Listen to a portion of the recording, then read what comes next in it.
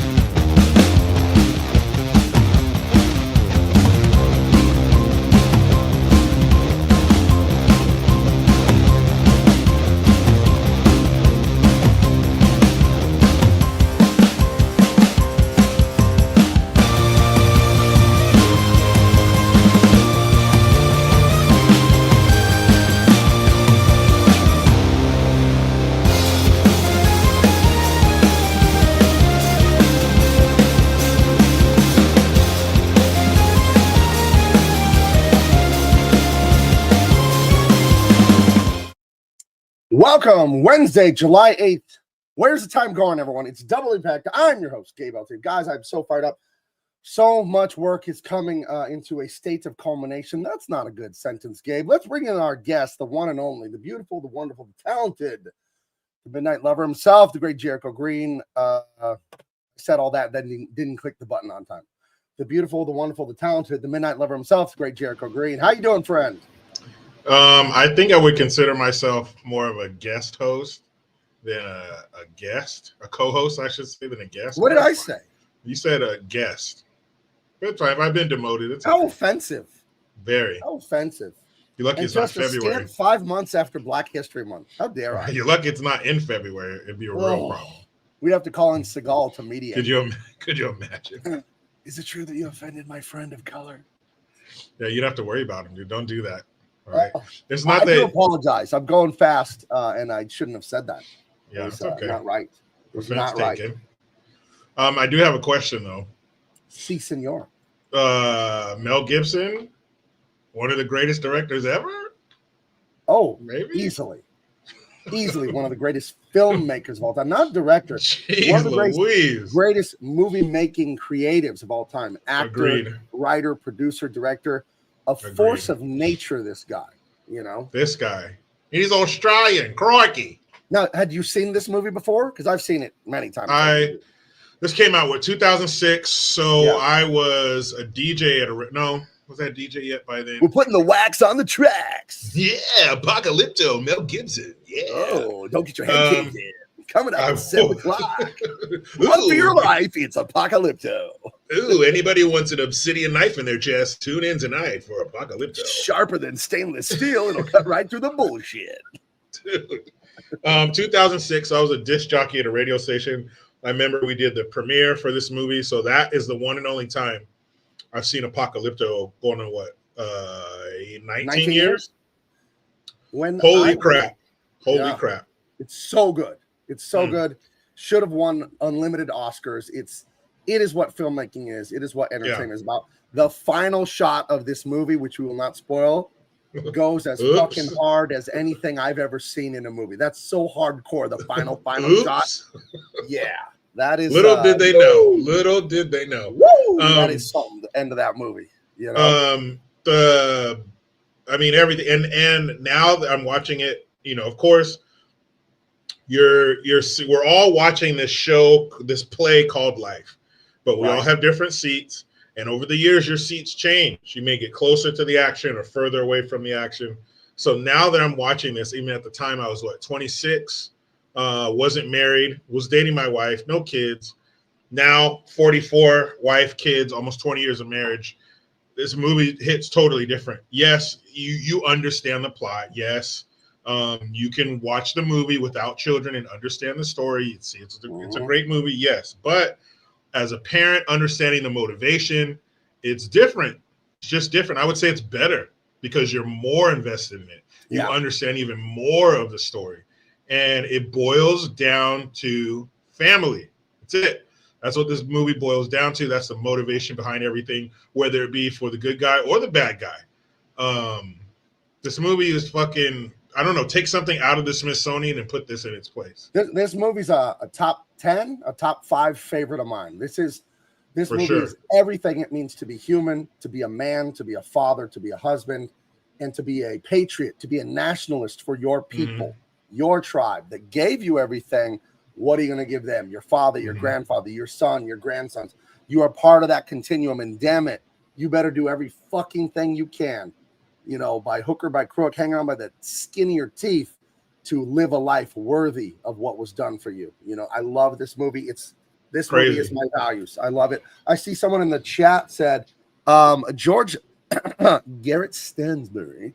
I met the dude who played Jaguar Paw. He is the protagonist of this movie, the main character, about 10 years ago. Nice dude. When I was in Mexico City in the month of May with my family, I went on a great vacation in Mexico City, saw the pyramids, amazing restaurants, museum. It was just, if you can go to Mexico City on a vacation, it's worth it. We had a driver. We hired a private driver because we have a baby with us, a car seat, and there's 5 of us. So we got a guy. He drove us around in a bus, and he's been a driver for over 30 years. And he used to, before he just drove for civilians, he used to drive for the Mexican movie industry. And he drove around Denzel Washington. He drove around people from all kinds of movies. But he said he drove around for this movie, too. I think he drove around some of the producers and stuff like that. He was their driver. So that's pretty cool. I love this movie. It's an outstanding movie, Great movie. I don't even know. If you've never seen it, it's hard to explain. I mean, it's an amazing movie. Not a word of English in it. And you don't need to speak the language to understand. I mean, the message is conveyed so well by the actors. Even the bad guy, you respect him. No matter what he does, you respect him. He's a bad dude. He's a bad sumbitch. But is he? Or are they just doing what was done back then? I mean, that was par for the course when it came to life. Back then, it was brutal, beyond our modern day comprehension. And man, if you weren't on the winning team, if you were on the receiving end, it was about to suck real bad, real fast.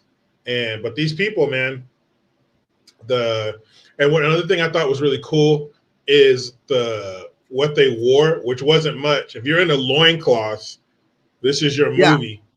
There wasn't much in the way of clothing, but there was in the way of markings and things that they wore and scars and patterns. I've done a lot of comic book work and this and that. And Tom Bilyeu, who runs a great thing. Oh, what is that called? Oh, it's this great motivational thing he runs. He's a billionaire. He sold the Quest Bar company to some people, and he started a company. I did comic books with Steve Aoki, the DJ. And they had an art director there who went to the LAWMAN school, one of the finest Hollywood design, illustration, 3D animation, computer graphics schools, the LAWMAN school, Abraham Lee. And he taught me some classes, and I did comic book work for them. And we went over this movie specifically for like 3 hours. He gave us the lesson in private, me and 2 other guys, that he gives at the school about this thing, about the symbols on the people's heads, about their names, about the colors they use, about the rhythm of the story and all that. And I have it saved on an iPad. You go down the rabbit hole on the design and thought and care that went into this movie. It's insane. That thing I'm always telling you about in movies, a color story, where they pick certain colors to push emphasis of emotion and timing and all that. This thing is to the hilt. The symbols on the different guys, the face paint, the tattoos, everything, the names of the character, Flint Sky, Zero Wolf, all that. Jaguar Paw. The names are insane and they have so much meaning. I got to take a screenshot of something and send it to myself. So give me 1 second if you want to tell people what's going on with you. I'm sorry, I got to dig this out. Yeah, the man, I can't remember his damn name. Oh, damn it. Uh-oh. He's having a problem. Which guy? Was it the son of the bad guy? Was it the best friend of the good? Was it the son of the bad guy, the best friend of the good guy? Which guy was it? Oh, I don't think he can hear me. I think some of his stuff came unplugged. Sorry about that, guys. But this movie is $2.99 to rent on YouTube. There's no excuse not to watch this movie. I went to buy it on YouTube and it wouldn't let me. Really? It just kept saying, try again. I was like, what the fuck? But I ended up watching it for free on YouTube because it's not on Amazon either, which was very weird. But let me see. Hold on. Let me get his name right. Fucker. Zero Wolf. I call it his uniform, I guess, because he was a bit of a general. Yeah, he was the big boss and the dad of the one guy. Yeah, but you see, like when they first show him, it like almost pans up and you see his accoutrement, his flair, his ribbons, and his medals, basically his rank. And one of the first things you see are 3 human lower jaw bones that are just stacked up 1, 2, 3. So that tells you right there he's killed people. I don't know what everything else stands for, but I guarantee you he earned it. He earned everything he was wearing, the face piercings, the scarring, everybody just lived a hard life back then. I think if you're a child, I think the children had it pretty well. But once you took that step, whatever traditions they have or ceremonies for you to become a man, that was it. Life started to suck right there. I mean, the kids, they're back at the village, they're playing around, they're giggling, they're laughing. The one kid, Jaguar Paw's son, was playing with a monkey that they had tethered up. So life was good as a kid, but as soon as you weren't a child anymore, hold the fuck on. Wow. Right. It was going to get shitty. This thing was insane. I'm going to have to hold my phone up because it's YouTube. It won't let me screenshot it even on my phone or my desktop. So I'm going to hold my phone up and show you how this movie starts after the production company credits on that. It starts off with this black screen and it says this. A great civilization is not conquered from without until it has been destroyed from within. True. A great civilization is not conquered from without until it has been destroyed from within. Now we are in the Mayan period, right before the Spanish conquistadors show up. That's where we are. They are in a state of decline, but there's still decadence. There's still wealth. The Mayans and the Aztecs were the big bullies on the block down there in Mexico and all that. They were killing everyone, rolling up little tribes, absolutely masterful warriors, savage, brutal killers. And the other people did not enjoy it very, very much at all. So that's kind of the context of where we are and all this stuff. Let me open these up real quick. Yeah, they kind of got the short end of the stick, if you will. But man, these guys, all these actors, the men and the women. What was the Zero Wolf's son's name? Because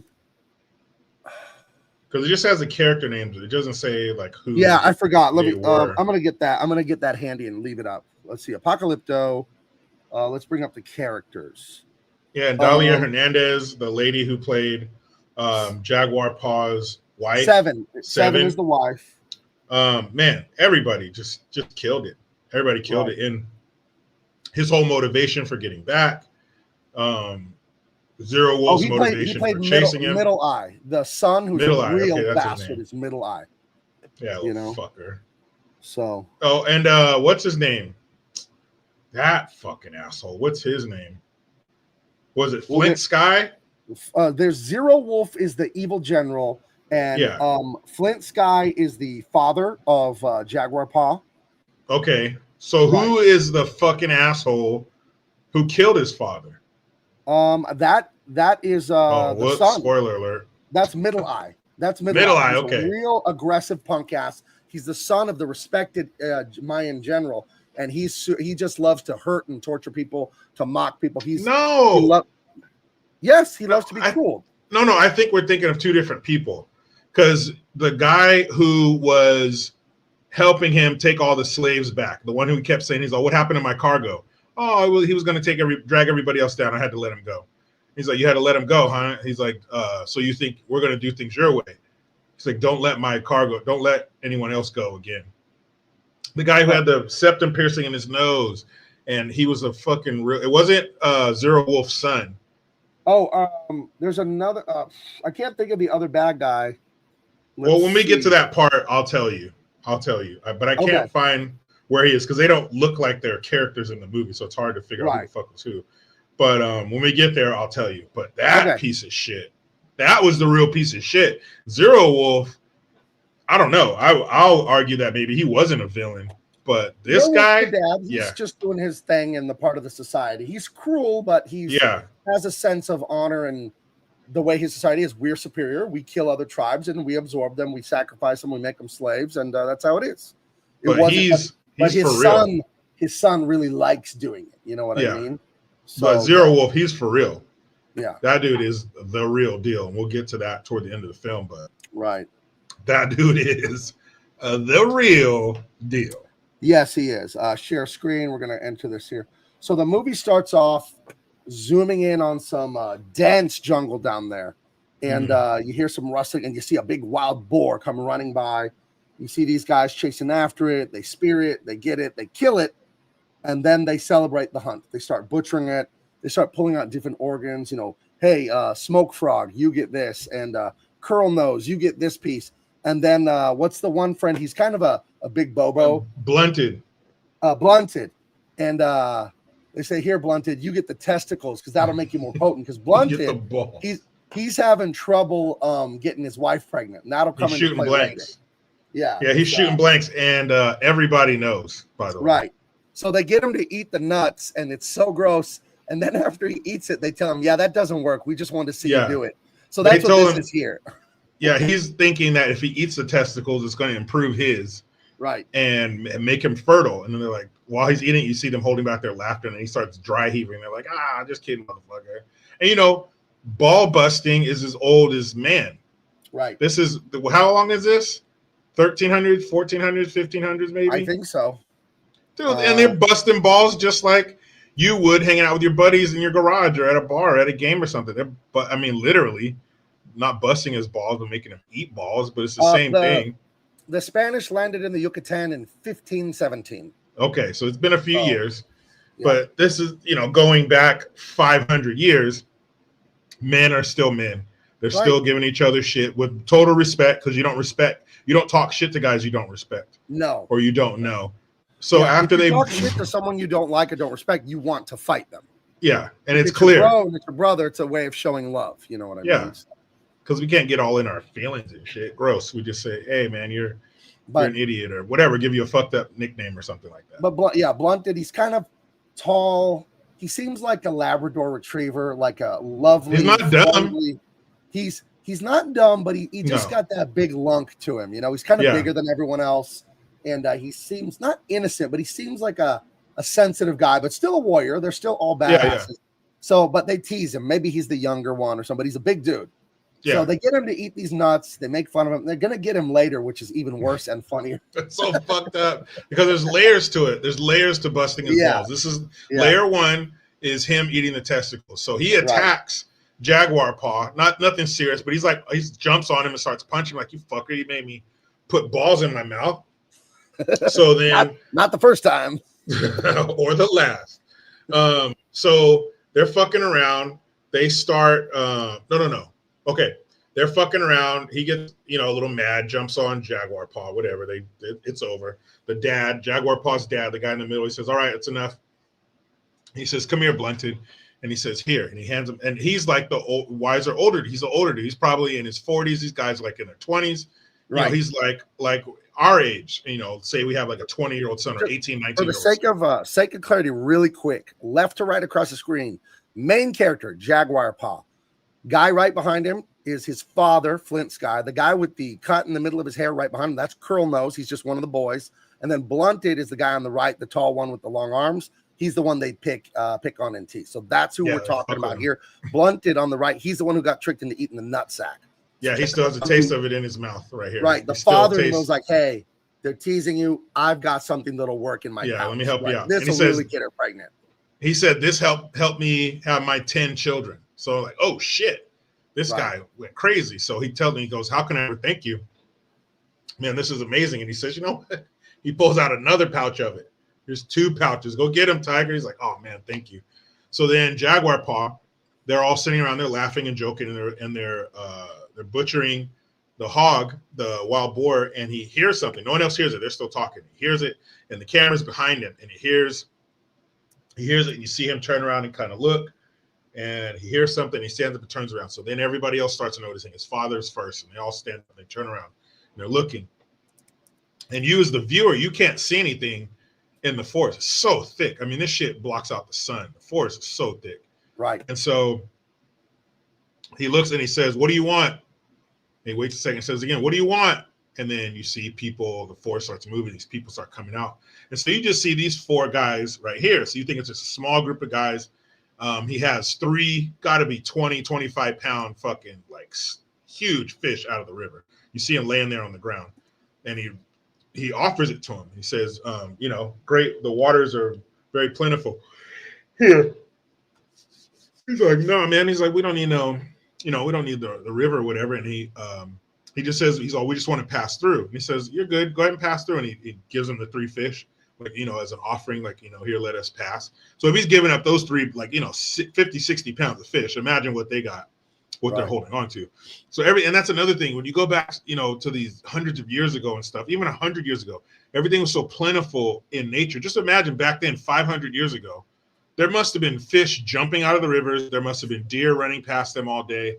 There must have been so many animals. And then here we come with the advent of the firearm and just, all right, kill that group. But back then it must have been so plentiful. Still, you see they got to work for it. They're chasing this thing. They're coordinated. They're funneling it to a certain area. And then it gets hit by these big spikes, which you have to remember. So they made like a booby trap, this big spring-loaded stick, and it has like 6, got to be 2-foot spikes on it. Like it's going to impale this boar easily, and so, and it has the power. Imagine the power it has to impale probably 500-pound boar, to go through it both sides and stick out like 8 inches, like impale the shit out of it. So they give these guys like a leg, like, here you go, we'll trade. And he goes, yeah, go ahead and pass. So then you see like 100 people just appear out of the forest. It's this big, it's their whole village. They're on the move somewhere. And he tells them, he says, basically where we came from is gone. We're looking for a new beginning. So this whole village of people are moving through. But it's so eerie.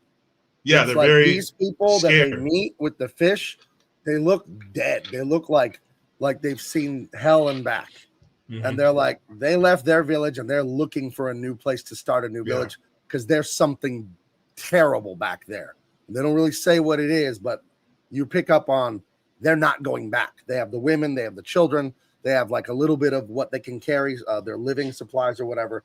But there's something horrible going on that this people with the fish are warning the hunting party about. These are different little tribes, Yeah, and he tells him, tell the guy's emaciated, and he tells him, we're looking for a new beginning. And then he looks back and says, we're looking for a new beginning. Almost like you guys might want to do the same. Diane Francis, I don't think I saw this movie. Is it worth watching? Diane, this is one of the best movies I've ever seen. This is Mel Gibson directing, probably writing a little bit. And it's just an outstanding movie. It's so good. It's so good. And Mel Gibson, obviously, he's not.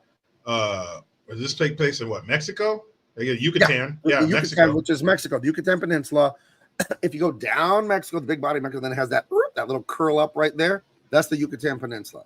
So that's where I think Chichen Itza and Cancun and all those things are. And there's a bunch of pyramids there, Mayan pyramids and all that stuff. It's there. So so these obviously Mel Gibson's not Mexican. So there was a lot of I know the lighting's bad when you see him, but he's not.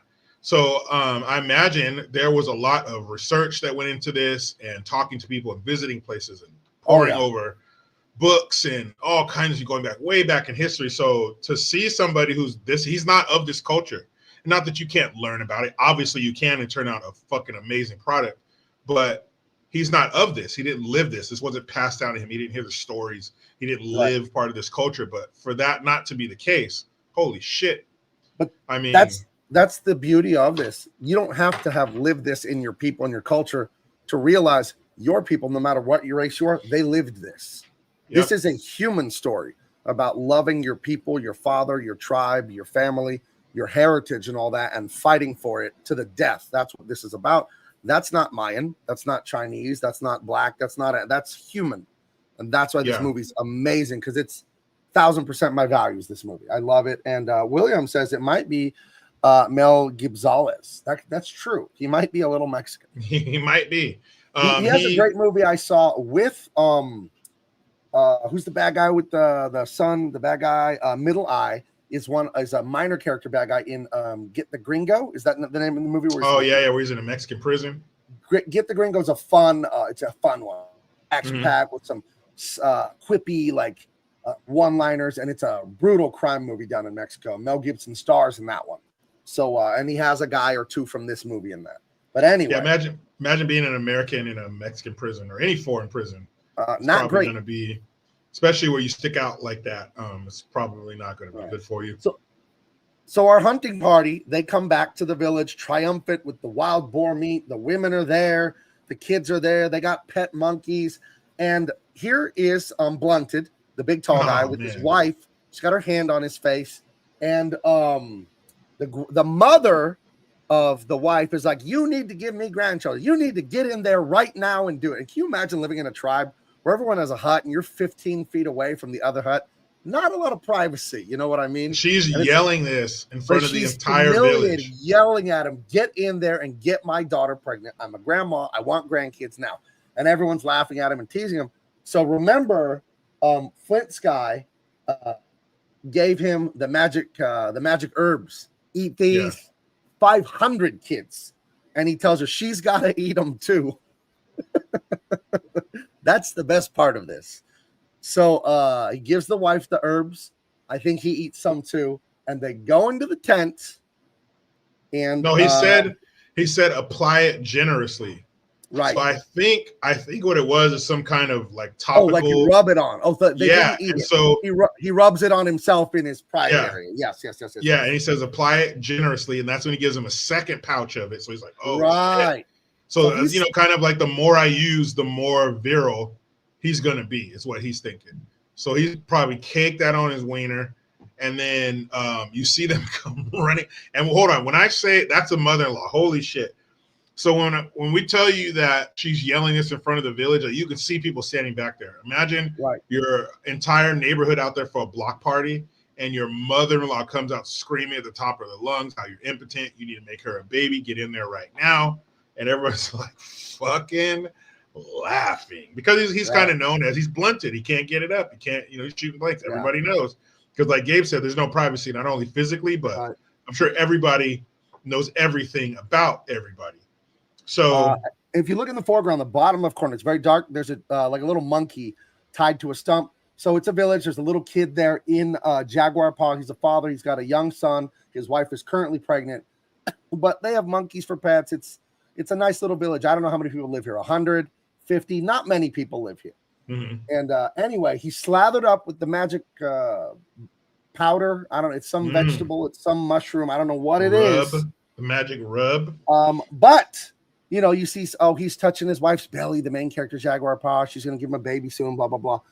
All of a sudden, that's Blunted, naked, but he has his hand over his crotch, comes running out of his hut, screaming, holding onto his crotch, and he jumps into the communal water because this stuff is burning his ass. No, thank you. The kicker to the joke that makes it even funnier is his wife runs out and starts putting water in her mouth. Yeah. She was hooking him up. He was getting that hunt back from the hunting party sex. Oh. And the mom, she's sitting right outside of the hut. Imagine you go in your bedroom with your wife and her mother-in-law is sitting outside the door in the hallway. And the girl goes, "Mom, get out of here." He says he can't do anything while you're here. You can't be, breaking her off with her mom right out in the damn hallway. And I mean, right out. It's like on the other side of the door. And they don't even have doors. It's like curtains. And so She's like, Mom, Mom. And the mom's not listening. She's totally ignoring her. Like, get your ass in. What you tell him? Get busy. Like, get busy. Don't talk to me. Get in there and make a baby. And so the wife comes back or turns back around, closes the curtain and says, she's gone. And she really wasn't, but she just told him that, so he can perform.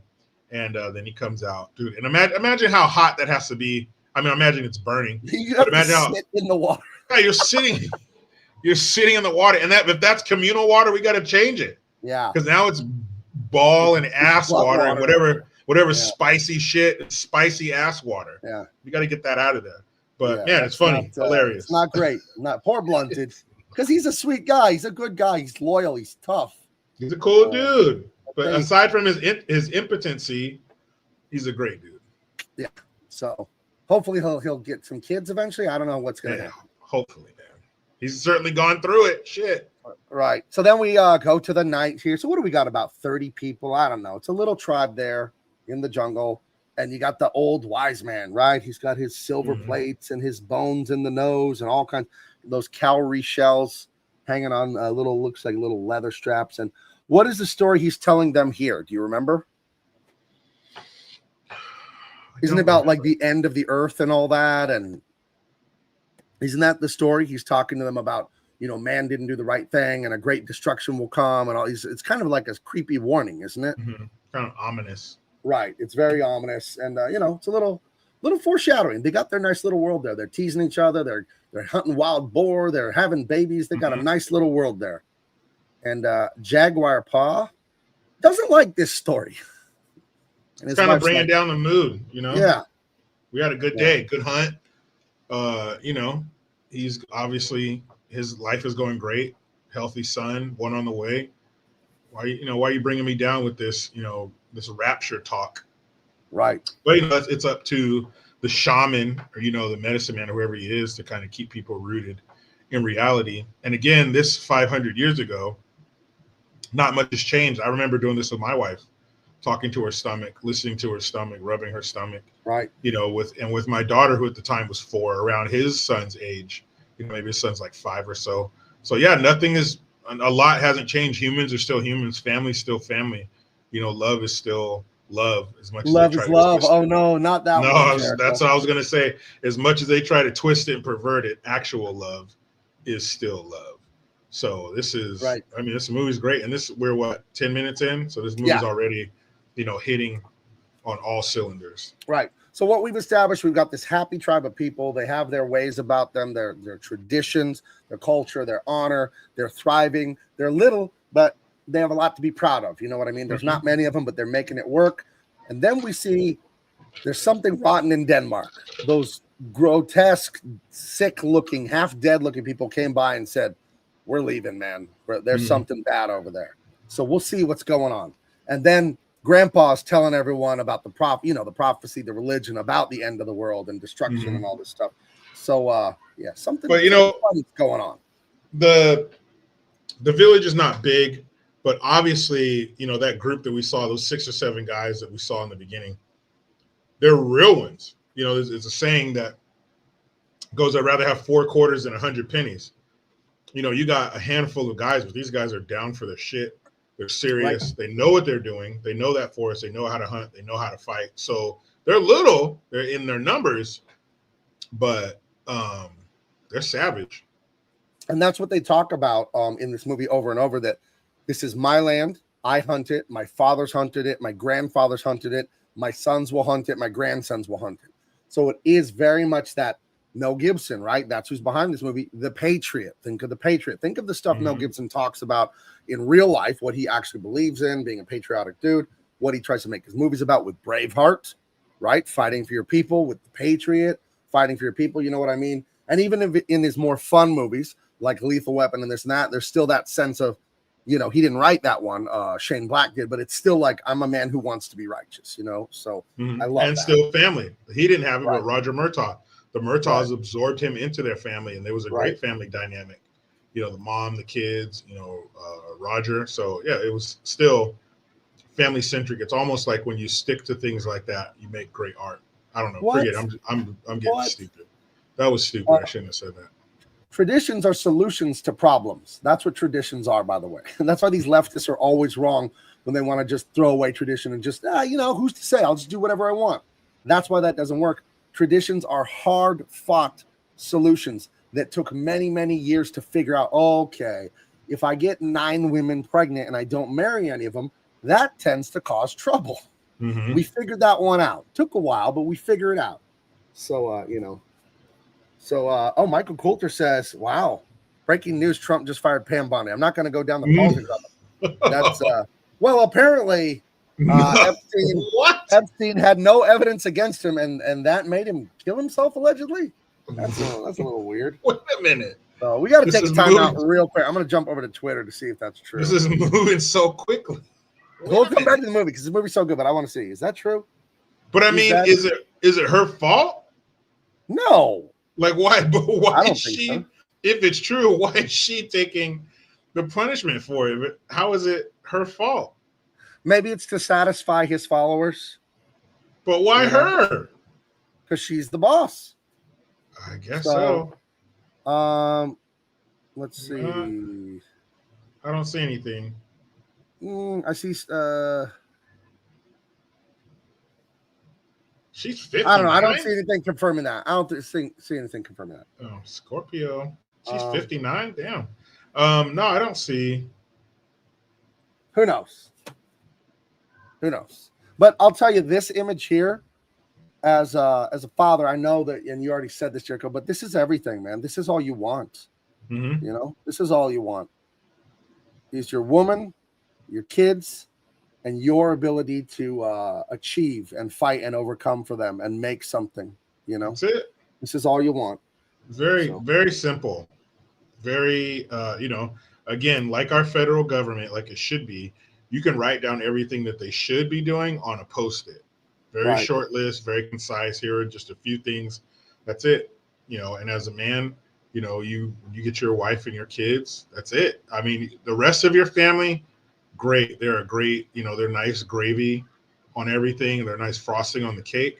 Right. But if it came down to it and you had to just take your nuclear family, your people, the one you married and the ones you created, and you had to move on or disconnect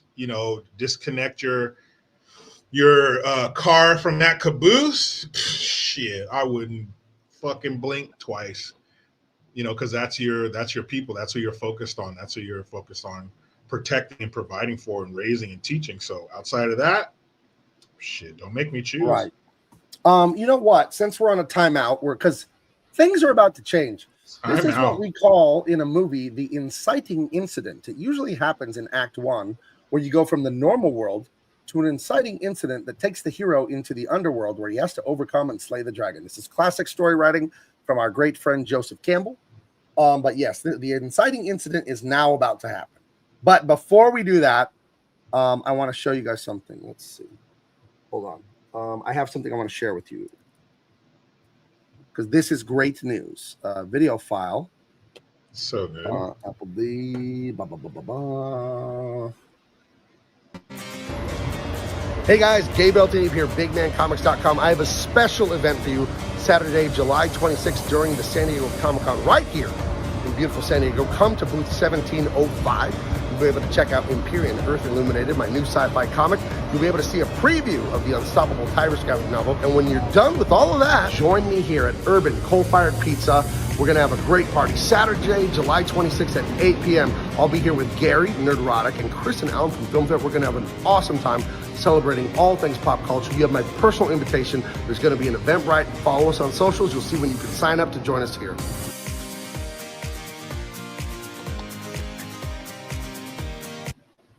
So there you go. That's be there or be square. We've done, this is probably our 10th or 11th party at an awesome, it's a pizza restaurant, but it's a bar, but it's a dance nightclub at night. It's big. I think it's 250 capacity, but you got to take out my friends and family and the staff. So it's limited. There's going to be an Eventbrite. If you're on the BigManComics.com mailing list, then you will be the first to know about getting the tickets to come to this thing. You know what I mean? So I'll put that in the chat. If you're going to be in San Diego, please come to this. It's an awesome time. You get to meet me, Nerdrotic. I mean, there's tons of fans of Nerdrotic and the Film Threat guys. It's a great time. It sold out last year. The venue was completely full. So yes, there's the link right there to go to my website, Big Man Comics, and sign up. Get on that mailing list because the mailing list people are going to see the link to get tickets first, and then the general public will be after that. So there you go. So yes, that's right. Like the saying goes, be there or we will put a hit out on you. I think the saying is different, but I get your meaning. That's what I'm going with. Yeah, it's going to be a lot of fun. And speaking of Tyrus, there's an exclusive. You want to see what a print PDF looks like?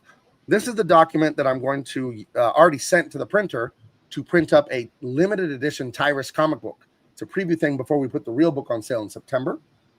This is what a document looks like here. That's the back cover on the left, the front cover on the right, the inside front cover on the left, the inside back cover on the right, and then a message from me and some interior pages, concept art, stuff like that. So that's going to be the Tyrus comic that you could pretty much only pick up at Comic-Con, I think. I don't know if I'll have that available on the website eventually, if I have any extras. But if you want to pick that up at Comic-Con, I got a phone meeting with Tyrus tomorrow to talk some more details about the book. But that thing is coming along. It's a masterpiece. And, of course, my sci-fi book that you can see right behind me here, Empyrean, Earth Illuminated. You're going to love that. You love Star Wars? The good Star Wars, the old one, not the Disney shit one. The good one. You're going to love mine. Mine's better. Yeah, so there we go. So we're still almost to the middle of it, my son and I. Oh, okay. How's he liking it? You currently have it. For those of you who don't know, I printed up 40 or so copies and sent them to influencers and friends to read and then post reviews if they wanted to. So that way, the people who are going to do the crowdfunding campaign come July 24th when we launch it, you'll have people you trust, people you know, like, hey, I already read this. It's super high quality. It's amazing. It's fun. It's entertaining. So your son is liking it? Yeah, he loves it. He had his friend over the last 2 nights. So we didn't read it because we're like I said, we're like 20 or 30 pages in. So his friend I didn't want to read for him. He's like, what's going on? So the past 2 nights he had his friend over who the first night they got in trouble for squirting a lady with a water gun as she drove by. And then I don't approve of it. I don't approve of that, but it is funny. But he squirted. Her window was down and he squirted her in the face and she almost Is that something you would do if you were like 9, 10? Yeah, like we did. 9, my friend and I, David, we were fucking Riggs and Murtaugh, dude. We were fucking I know some thick kids. as thieves. And yeah, we totally would have done something that stupid. You know that yellow surgical tubing? You know that tubing, and you can make like a slingshot out of it, a thick tube. Oh, yeah. Yeah. I know some kids when they do make slingshots out of that, those wrist rockets. I know some kids that made a huge launcher and took river rock. I'm talking bigger than a baseball. Are they trying to kill somebody? They were shooting them across the street onto a hill. It was an embankment like 30 feet tall with some trees on it. And they got a little loose one time and it went over the hill into a woman's backyard and hit her sliding glass window. That thing could have fucking killed someone if it hit someone. Could have put somebody in a fucking wheelchair. Flying around the corner in a minivan, asking all us kids on the block, did you say who did that? And like no one knew nothing. I was like 10 years old when this happened. That was insane. Dude, you could have fucking gave that lady brain damage. I didn't say I did it. I said I know some kids that did that. God, we're so fucking stupid as kids. Can you imagine how fucking dumb as a kid? Like you don't think. You're just, we're launching rocks at trees. Woo, boy. Fuck, man. The lady had her. It definitely would have killed a child. Probably would kill an adult. But, that's what a few hundred years ago, that's what they would use those rocks for, to kill people. They would launch them through the air in a trebuchet or something with the express purpose of fucking killing somebody. Yeah, rocks have been killing people for thousands of years. Shout out to rocks. Shout out to rocks. One of the OG. Shout out to river rocks. A trebuchet's dream. Yeah, so the lady had her window down, so they actually shot her in the face with a water gun. She almost crashed. So then here comes this lady ringing my doorbell. Oh, boy. Yeah. And then the second day, yesterday, they found a baby bird. And I tried to tell him, I didn't want to tell him, hey, the mom's not going to take that thing back and it's going to die. So I was like, let's get it back to the tree where you found it because the mommy's going to want to feed it. And he's like giving it bread. I was like, it doesn't eat bread. It's a wild baby bird. It eats whatever its mom throws up in its mouth. So I don't know. This is day 2 for the bird. And They're leaving it outside, and we have this pack of adolescent cats that roam our neighborhood. So they're like, they'd be the equivalent to like 5 16-year-olds roaming around your neighborhood. So it's causing trouble. Dude, Do the that cats bird have like cigarettes rolled up in their sleeves, and like, hey, mister, I told you I was talking to you. They're like old 50s, like old 50 greaser gangsters, the cats. Yeah, they're all hanging around the soda fountain. Right. But they're there, and they're always causing trouble. They're spiking the punch at the sock hop. So yeah, these are the leather jacket, grease back hair, blue jeans, Converse kids. That's what these cats would be. So if they come across this bird, this baby bird, it's fucking His baby over. Boyd is a Boyd now. Dude, I've come in my backyard because a year ago we had some more murder kittens around here because I go in my backyard every few days and there'd be a pile of feathers from a bird. So I'm like, these guys are fucking serious. So this is the new generation of murder cats. So that poor bird, if it stays in the front yard, hey, it ain't gonna make it. Nope. Those things are savages. I found some baby birds when I was 4 or 5 years old with my brother. They had fallen off the corner roof at my dad's house, like near the water spout, like a down drain. And they were all red, no feathers. The eyeballs were still covered with the skin, but black. You could see through. And I remember telling my mom, and they were brand new out the egg like that day. And I think we told my mom, and my mom like put them back up there. So good luck. Good luck. Well, this one has feathers, but it's really tiny. It's like the size of like a ping pong ball. It's very tiny, this little fluffy, feathery thing, but it ain't gonna make it, man. Heather says she said fats, but I'm certain she means cats. Hey, that's fucked up. Oh, cats are brutal and surrounding dog. Cats are horrible. I hate cats. They're awful. They're not good. They're not cuddly. They're not lovey. I don't know why anyone has a cat. I would only have a cat to kill rats on my property. Like if I had a cat and he had an outdoor cat house, which I don't think is a thing, and I didn't have to ever see the cat, talk to the cat, touch the cat, smell him, look at him, like I just knew he was there. Like he worked for me. He was like a security guard. That's doable. That's very doable. I would like to have a cat like that because there's a lot of wildlife where I live. Lizards. I killed a snake in my yard last year. There's fucking squirrels digging holes in my backyard. There's rats, but thankfully my house is sealed. They don't get in the attic or anything. Hate cats with a passion. I hate cats so much. It's very possible because cats have that fuck you attitude. So they adapt. You are fucking cats, by the way. Jeez. Well, they adapt nicely to pants. You don't even have the printing press. You're nothing compared to us. Dude, if you give them a spot, like a spot on your porch to lay in the sun, that cat would be totally fine with never fucking coming in the house or talking. If I could pay him a wage to eat rats or that come around the yard from the nature nearby, and I didn't have to see him otherwise, I'll pay him in milk and cans of tuna. That I could do, but I don't want anything to do with him. He's an employee, not a pet. That's possible. That's very possible. Well, what would make him stay? As long as I just kept putting food out, he'd stay. Yeah, for sure. Because he's probably not gonna. Where does it sleep though? It wants to sleep inside, right? I don't want him. No, hell no. Dude, we had outside cats. I don't know where the fuck they slept, but they slept somewhere every night. And in the morning, they were back. They leave guts on our porch, to show, hey, I'm doing my job. But no, man, it's totally fucking that cats are up all night any fucking way. You ever see where those accounts where they put like a GoPro on a cat? Cats are fucking out all night anyway. They're fucking whores. They're fucking nighttime partying mean whores. I don't trust them. I feel like cats. They're cats low moral character. All cats put their claws out one at a time because they're fucking like, hey, where you going, mouse? Ching, ching, ching. I feel like they're all like that. Cats are assholes, but they got their place. Speaking of cats, we have a guest coming in, the great St. Bernard Sanders. Not a cat. He's not a cat. Right. Well, you're talking about my favorite snack. Well, I wanted to ask you because you're a dog.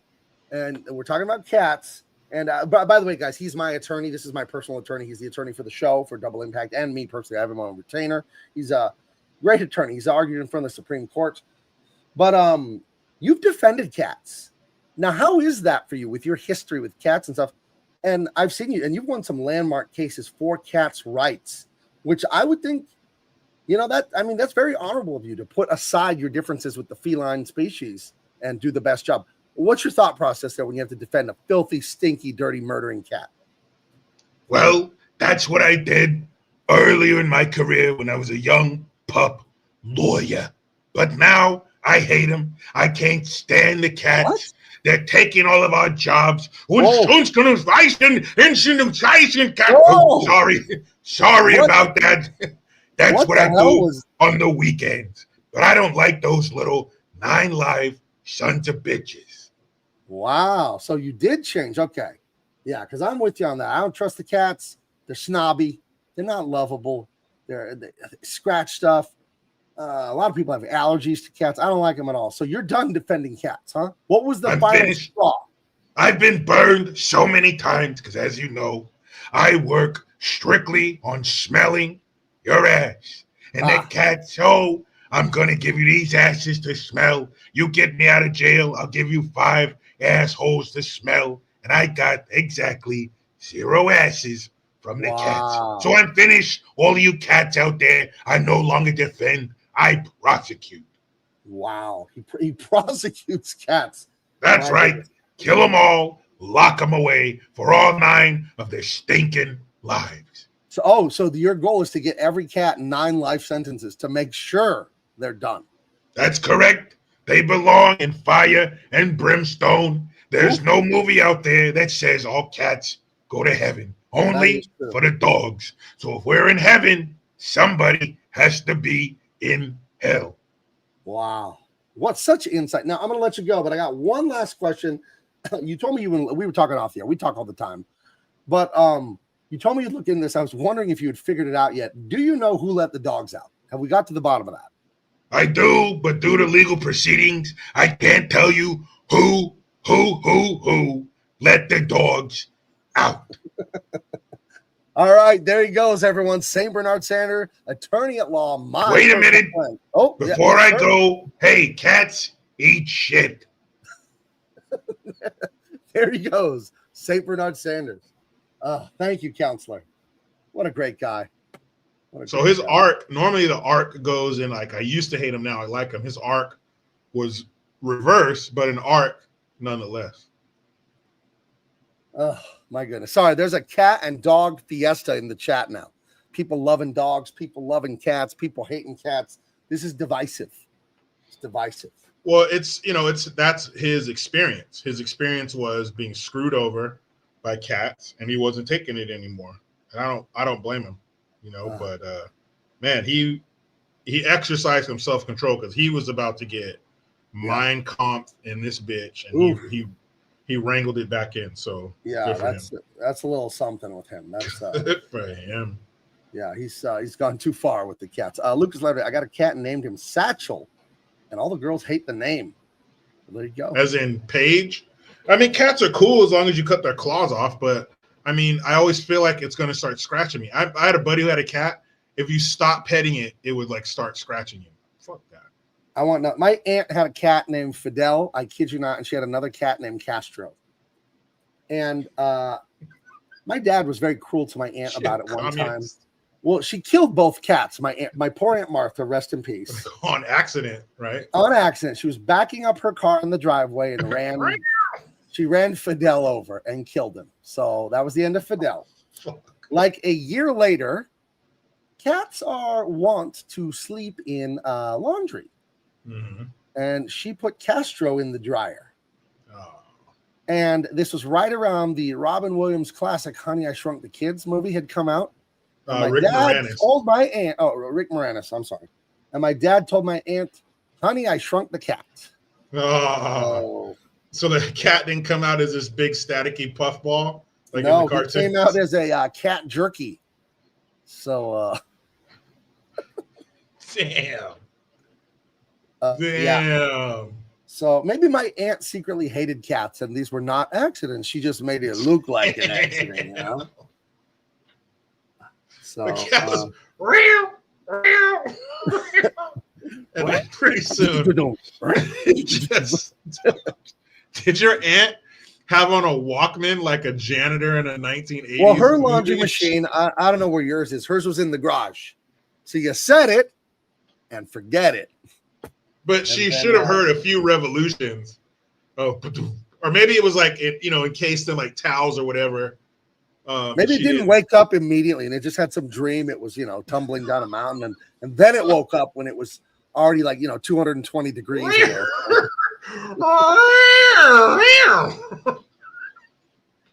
So terrible.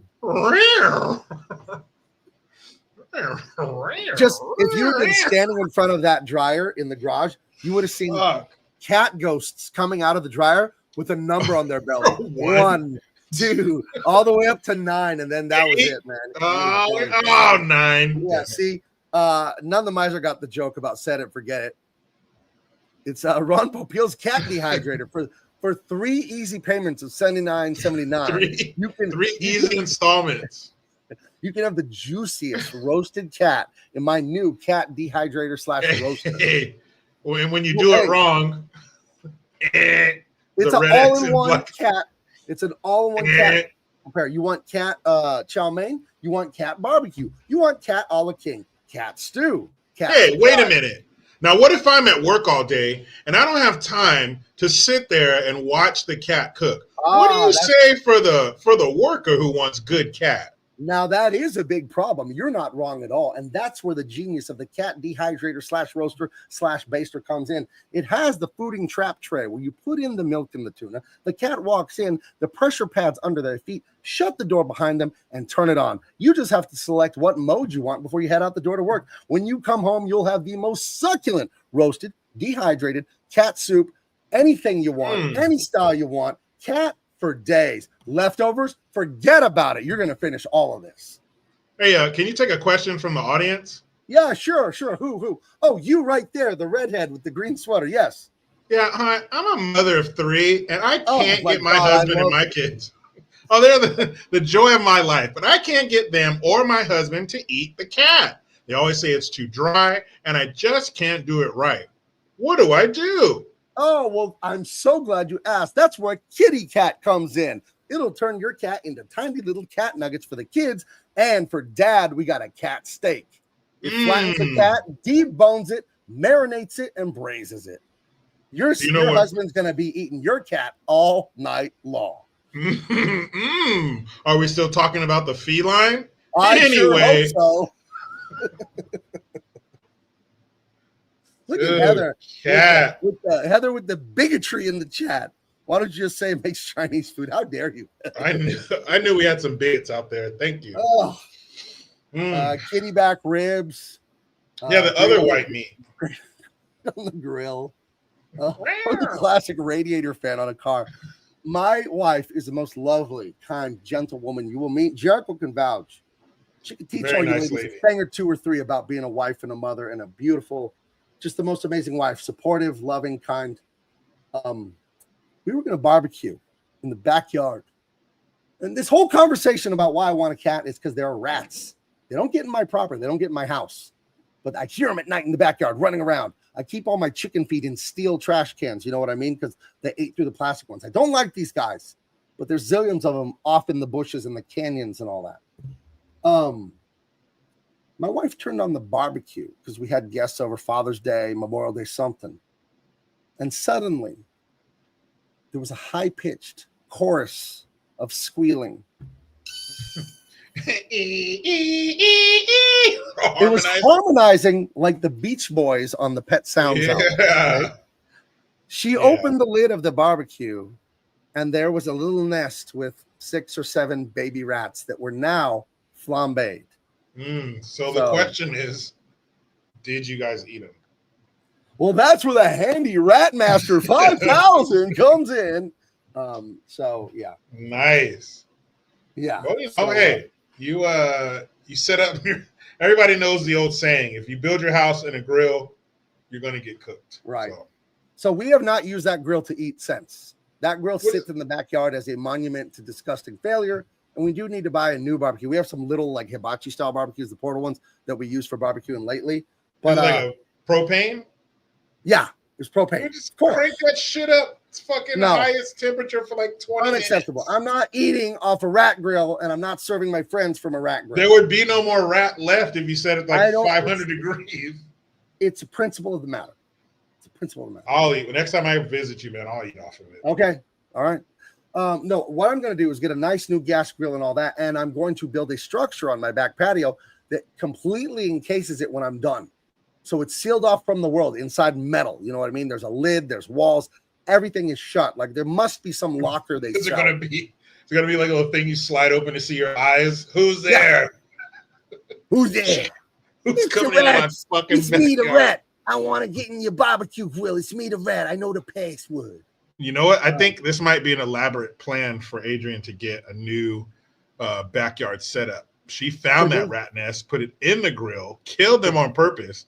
So then you would say, we need a new grill. And then that would be the first domino in the getting a whole backyard setup. So we need a new grill, spa, and pool. I'm like, oh, yeah. Naturally. Naturally. That woman's ambitious. She'll get you, you know what? She'll get you to agree to it while you're hella busy at your booth at the Comic-Con. She'll be like, remember at Comic-Con I asked, can we get a whole new backyard? And you were like, yeah, sure. Right. William, a grill cover? Yeah, I have that. The canvasy bag you throw on top of your grill, that doesn't do shit. They come from the ground. The bag is 2 inches off the ground or an inch. They're going to just go right under it. They probably laughed as they went under it. They probably smell the grease and they like the smell of any food and they go up there because there's grease and it's safe. Yeah, but they decided it's not that safe, huh? Well, they didn't turn out to be that fucking safe. Well, other than being burnt to death, it was very safe. Rats are there like, whoo, mom, crack a window. Hey, it's getting a little warm in here, Mom. Can we open the door? Am I the only one who's sweating? Woo. So every time I tell my wife about it, she cried when it happened. She felt so bad. Yeah, my wife would too. And when I remind her about it, she cries. Yeah, my wife just wants to take all the stranded, abused animals and move them into our backyard. In the arms of the angel. All those shaking, wet, emaciated dogs. That little dog's just shaking on the corner because he's got the heroin shakes or something. But that dog's not starving. He's just strung out. That dog's sucking dick. Dog's out here sucking dick for heroin. I don't know the words, but I know the melody. Yeah, any dog that has like its tongue hanging out with 3 legs, it's stepped on a landmine. That's the one that she fucking wants. It's so cute. Like, that thing's disgusting. Yeah. Kill it. But yeah. Not her. So, she loves it. Rat killer. That's who my wife is. I see. That's why I don't need the cat. I don't need the cat. I got my wife. She'll kill the rat. She kills them family at a time. Shit. Ruthless. Heather, don't say this. She said her husband killed a baby gecko and cried. He didn't cry. He got dust in his eye. Don't be saying that. Yeah, somebody was cutting onions next door and they had their window open. How dare you? I've killed animals humanely. You know, we butchered some stuff on my dad's farm and stuff, and I didn't cry. It's part of nature. It's part of life. It's all that. When I was 12, I slit the neck of the lamb. My dad said it was my turn to learn to be a man, and that was a fine how do you do, and I did it. It was something. Yeah, my friends are playing Super Nintendo, and I'm fucking executing hogs and chickens and geese. Yeah, you told me you were really choking the chicken there for a while. So no, I was shooting the chicken. Never got the chance. Never got the chance to choke them. That came later. That came around 15, and I was like, "Whoa, what the hell is this bit on my life?" But anyway, lucky you didn't pull it off. I wasn't for lack of effort. You're in the bathroom again. Jericho, what are you doing in there? Are you all right? You know. Yeah. Oh, Junior, don't ever come to that day. He will. All right. Well, we have taken a big detour, and Jericho has a hard out at 10 p.m. because I'm doing nothing to help it. Nothing. Well, he's got to get to the erotic dance club that he works at now. It's called Dad Bod. Jericho is the featured dancer there. He's got to be there at 10 sharp. And I am booked. So quit fucking around, guys. I got a big audience waiting. Yeah. How's Dad Bod going? You like it there? It's going great, man. We got a lot of blue parking spot, the blue placards in the parking lot. A lot of 75, 80 and up, but money's money, right? Now I would think since it's a bunch of you guys dancing, that the crowd would be ladies, but you told me it's mostly like older dudes. I don't give a fuck. Who's paying? I guess. And they're dad bods, so the poles are reinforced. Like they're not like the regular stripper poles. Nobody getting hurt. Have you mastered that move where you like get your legs around it and you kind of spin down to the floor? Upside down? That took a while. Yeah. What's your song? You go like, Want some she's leg my warmers? cherry pie. Like, what's your No. song that you come up Pour some sugar with? on me. me. In the I'm name hot. of love. Sticky sweet from my head to my feet. And what is your, if you don't mind, what is Yeah, your yeah, stage name? What do you go by? And don't say chocolate. That's not imaginative. Let's see. Sugar Daddy. Yeah. Ooh, Sugar Daddy. Yeah. Wow. You know it. Come get that lunch money, ladies. Right. Don't fuck around. Sugar Daddy. And he dances to pour some sugar on me. There you go. Yes. Yeah. That's right. Real sweet. Ladies about to get type 2. Fucking horse. He says, Ah, all right, coming to the main stage. Put your hands together for Pudding Pop. Pudding Pop. Oh, Where am I going to be putting this pop tonight, huh? You? Yeah. oh my goodness.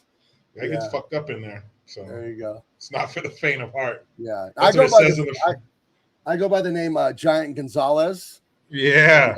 And then my song is Shorten and Bread. I like to dance to that one. The Beach Boys. He's old school. You got that. You're the one getting the older crowd. You're the reason there's all the 75 plus out there. Shorten, mama's little baby like shortening bread. Hey, my song, get in there.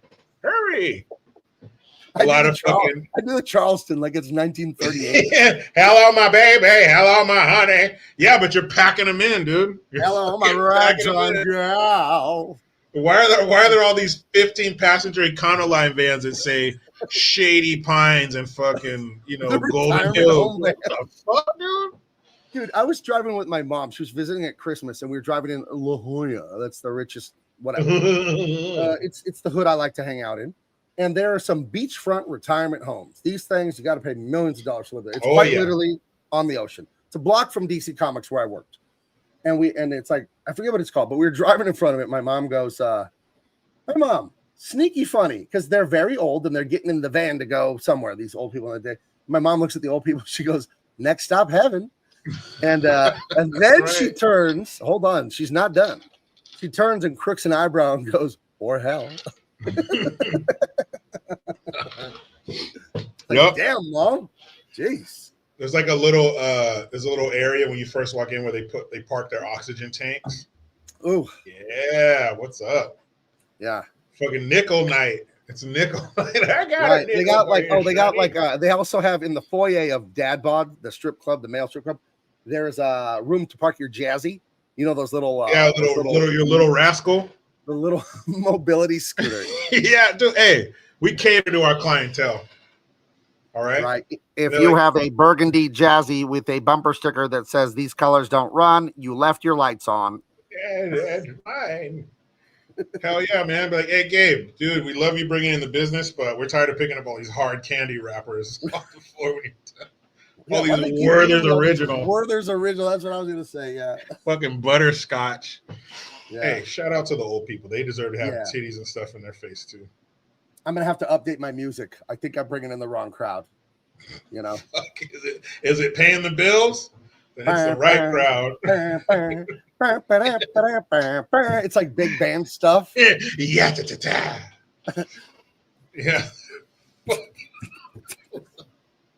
What's that song? That's your closer right there. That's the closer. Fucking old broads can't handle it, dude. Yeah. Take a the timeout. weird thing is, usually at the exotic dance club, the middle of the day is not the shift you want to work. You want to work at night, Friday night, Saturday night. You get the crowd. People got their paychecks. They're out late. They're drinking. But when you're bringing in the old crowd, you want to be dancing at 11, noon, 1. Because they got to get the early bird special dinner at 3 or 4 when they head over to the Denny's. Dude, you're walking out. You're done walking out the door going home at like 5:30. Right.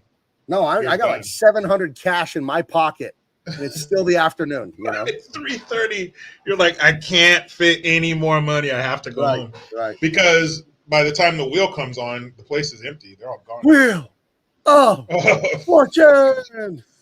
Hey, ladies out there, we got 30 minutes and we shut down. The wheel will be on at 8 o'clock. Right. Like, the Glenn Miller Orchestra. There you go. Yeah. Let's play some Lawrence Welk up in this bitch. Yeah, or what's the other guy? Oh man, George, or what's his name? Oh man, it's a famous dude. George, is it George something? Oh man, George Gershwin. Gersh. Gershwin, Rhapsody in Blue. I'm gonna do Rhapsody in Blue. Yeah, That'll be my closers, Rhapsody in Blue. dude, by that's for George the Gershwin. dirty girls. Only the Woo! dirty girls want that one. That's the Rue McClanahan kind of grandmas coming. Yeah, The dude, Golden Girls. Don't get them started. Yeah, Those fucking chicks. They yeah. were something in the summer of '43. Right. You got B. Arthur. He's Oh, jocking you. Hey, she drove trucks in the Marine Corps. That's right. She was a bad motherfucker, man. Ah, What's a celebrity now that was in the military? Fucking none Right. of them. right. Okay. Mm. Well, that was a 45-minute detour. Fucking it was. We introduced you to the idyllic world of Jaguar Paw, Flint Sky, Blunted, Seven, all the great people here. They've gone to bed. It's the small hours of the morning. The sun is just breaking. That cool morning where it's that light gray, blue light is coming through. Mhm. And that's the end of their happy little time. Nice and sleepy in their little huts. And he has a dream. He has a Whoops. dream of the guy that gave him the fish in the forest. That's pretty gruesome. He has a Mhm. nightmare of that guy telling him some stuff and handing him a heart. Not great. That He wakes comes up- back. Yeah, so this is a nightmare. This doesn't really happen. But that was the guy with the tribe of like destroyed people. He has a weird prophetic dream about this guy. And let's see. Guess who is in proximity to the village? The guy there in the foreground with all the regalia on his head. That is Zero Wolf, right? That's the father. Zero Wolf. Yeah. Yep. And then we have one of his henchmen, and his son is also there. His son is Middle Eye, and Middle Eye is really an odious dude. He's a really bad guy who enjoys cruelty. They're Yeah, here with. Go ahead. Go ahead. Oh, I'm saying they're here with spears, arrows, obsidian blades. Now, what you need to know about the black, shiny volcanic rock obsidian, quite literally sharper than our medical grade stainless steel. Not kidding. Yep. It is like the sharpest thing on earth, obsidian. And they would put it on the edges of axes and they put it on spears and stuff. So, I mean, if you take a piece of obsidian, you just cut someone open like nothing. It's like a razor blade. It's like a Worse. fucking 10 times worse razor than a blade. razor blade. Yeah. Yeah, So- and they had fucking unlimited amounts of it. They learned how to break it certain ways to make certain shapes because, of course, no machinery back then. Right. But man, they perfected it. These knives were just as deadly as a fucking K-bar knife or a Benchmade. These guys were fucking insane. And again, you see the jawbone. That looks like the lower jaw of a saber-toothed tiger or maybe a jaguar. A jaguar. Or something like that. I bet it's a jaguar. Yeah, some jungle cat. So he didn't buy that from a store. He killed that shit and took it. So this guy earned everything on him. And I'd love to know what all of that stuff means because nobody else in his group has anything close to that. So he is a hardcore, real life motherfucker. This dude is badass, but there's some honor there. There's some tradition there. There's some, he only does these things because this is how things are done. But his son is a violent, sadistic version of the dad who owns a construction company and his son drives a convertible Corvette and he's a fucking little prick and everybody who works there wants to beat his ass. That's what his son is, but in a violent, sadistic way. He's nothing like his father, really. His father seems to be very, very by the book and doing only what he has to do. Right. So what the father does here, Zero Wolf, he leads these raiding parties. They go find these little villagers. They kill a bunch of them and they capture the rest and they bring them back and sell them as slaves. And they also put them up for sacrifice on top of the pyramids. So William, not to be that guy, these are the Mayans, not the Aztecs. This is over in the Yucatan, which is the southeast part of Mexico. The Aztecs are going to be more to your northwest up there, a little more central. But the Mayans were the power in the east. And these are the Mayans because we know what happens in the very last frame of this movie, which is one of the most hardcore things ever. So I love the ending of this is just insane. And no words. Right. It just shows you an image and you're like, oh shit. It's an image it just echoes through history. The image you Run, see. Apocalypto, run. Right. So they're there. Run, They've been dog. awake. These guys have been awake for a while, making the trek over here from the big Mayan capital. These guys are sleepy time, having a bad dream It's about like 5:30 in the morning. So right. they're doing this, coming through. They know everybody's asleep. They're silent. He tells them, he gets their attention, and he spreads his fingers out like this, basically telling them, fan out, go do your thing. And even, it's not what I was expecting was when he did that for it to be like, ah, and they all go charging in, with their battle cry. But they didn't. They still snuck in, got into the camp, and then once people started waking up and realized what the fuck's going on, then it got loud. But they were very stealthy, very quiet, and modern, tactics and plans and this way and that way. These guys had that back then. Were masters of it. They could probably sneak up on a fucking military base nowadays. These guys are very good at what they did, and this is what they did. They hunted.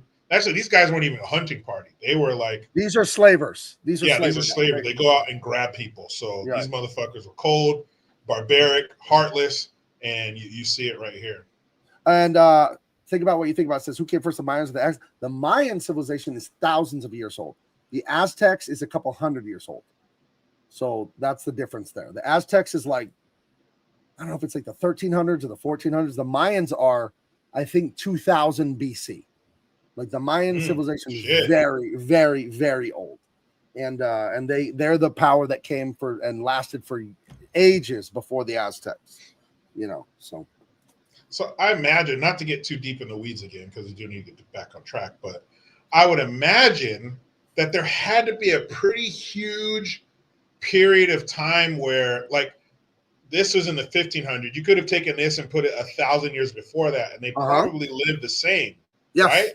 Yeah. Like, there's no technological advances. I'm sure they could sharpen weapons back then and skins and all that kind of stuff back then. So they probably lived like this for a very long time until, their house guests showed up or, somehow were introduced to other things. But they had to live like this for probably thousands of years. Yeah. It's a weird thing that they would be there and their technology wouldn't progress. That's a very strange thing to me. That is very, I can't make heads or tails of that. Because you look at other European civilization, you look at China, stuff like that, and it just progresses. Technology. But these ones were largely the same for a very long time. I have no explanation why. I don't know why. There's a concept by Jared Diamond. He's an author. He wrote a book called Guns, Germs, and Steel. I think it's a bit reductive, and I don't believe it, but it's plausible that peoples like this who didn't advance, it's because they just had free food. Free water. You turn around, there's bananas. You turn around, there's a boar. Yeah. So they call it a resource curse, where necessity is the mother of invention. So if you're living in Northern Europe and it's cold and it gets dark half the year and blah, blah, blah, you've got to figure out some farming. You've got to figure out some ranching and some herding. You're in the desert, in the Middle East and Greece and all that. That's why I think a big reason so much innovation comes from there, because it's hard to survive there. If you live in a grocery store, that's what the jungle is. It's a fucking grocery store. You don't have to plant fields of pumpkin and corn. Like, the shit grows. And they did do farming and stuff like that, but they didn't have to do it to the degree that people who lived in really harsh areas did. That's a theory Jared Diamond put out like 20 years ago in a book he wrote. I listened to the book. I think it's too simple, that explanation, but it's interesting. I think, and these people probably had farms, quote unquote, and crops, I think, just to bring it closer to them. Because I'm sure they could have gone out in the forest and found whatever the fuck is probably falling on the ground, rotting on the ground. And you have a small group of people like this. And you saw the group they ran into. That was 60 pounds of fish that they were just like, here. Yeah. It wasn't a group of people who were starving. They gave away 60 pounds of fish. So, yeah, I think they probably did that just to bring it closer. How do we grow these right here so we don't have to go out? But it wasn't like figuring out a whole new way of farming, or we have this drought coming up. It's just, let's make it a little more convenient. Let's bring it here. Let's start throwing these seeds in the ground right here. Right. That's probably very true. Now, remember, our main character, Jaguar Power, he's with his wife, Seven, and his son, Turtle Runs, or something is his name. He says over and over again in this movie, I hunt these grounds. My father hunted these grounds. My grandfathers hunted these grounds. Yeah. So you see right there, they don't do ranching. They don't domesticate and raise animals. They hunt. So that's that resource thing where I don't have to raise pigs. There's boars everywhere. They're just all over the fucking place. I don't have to feed them. There's just stuff falling out of trees and they just eat it. So literally, that's a theory on why they didn't progress as much, because they didn't have to, So think about a winter here and a winter in Northern Europe. Think of the difference, right? So, winter there is what, 90? Winter in the jungle is going to be great, 80 degrees. It's going to be nice, decent weather. The summer might you kids put on a skin. It's 95 degrees out there. You're going to catch a cold. Yeah, you don't want to freeze. It's 92. So. Yeah, the abundance was probably crazy, and I thought the same thing where we used to live. You and Adrian were just down there in the Monterey area. You have the forest that butts up against the ocean, so it's forest, redwoods, lush, green, a couple 100 yards, and then the ocean. So imagine the abundance of deer and fish. 500 years ago, before we fucked it all up. Whales. You probably see 100 whales off the coast, blowing water and air into the sky, and the seals were everywhere. Yeah, it was probably like, fuck, I'm going to go out there and I'm just going to close my eyes and shoot my bow and arrow that way and I'll hit something. The abundance must have been awesome. Yeah. I think that is part of the reason they didn't advance as much as Europeans and Chinese and all that, where it's a more harsh place. It can't be the whole reason. And I don't know what else the reason is, but I think it's a decent part of the reason. So, yeah. So anyways, now the village is attacked by these horrible murdering slavers. So you got three choices here. Bad. They can kill you right now in the village if you're putting up too much of a fight and they don't like you. They can capture you, drag you to the Mayan city, and sell you as either a slave for the elites there to buy, or they'll bring you to the top of the pyramid temple, cut your heart out, and sacrifice it to their god, so he'll bring them crops or stop on an eclipse, or cut your head off and kick it down the stairs. Yeah, they'll do that too. There's a cool ass shot.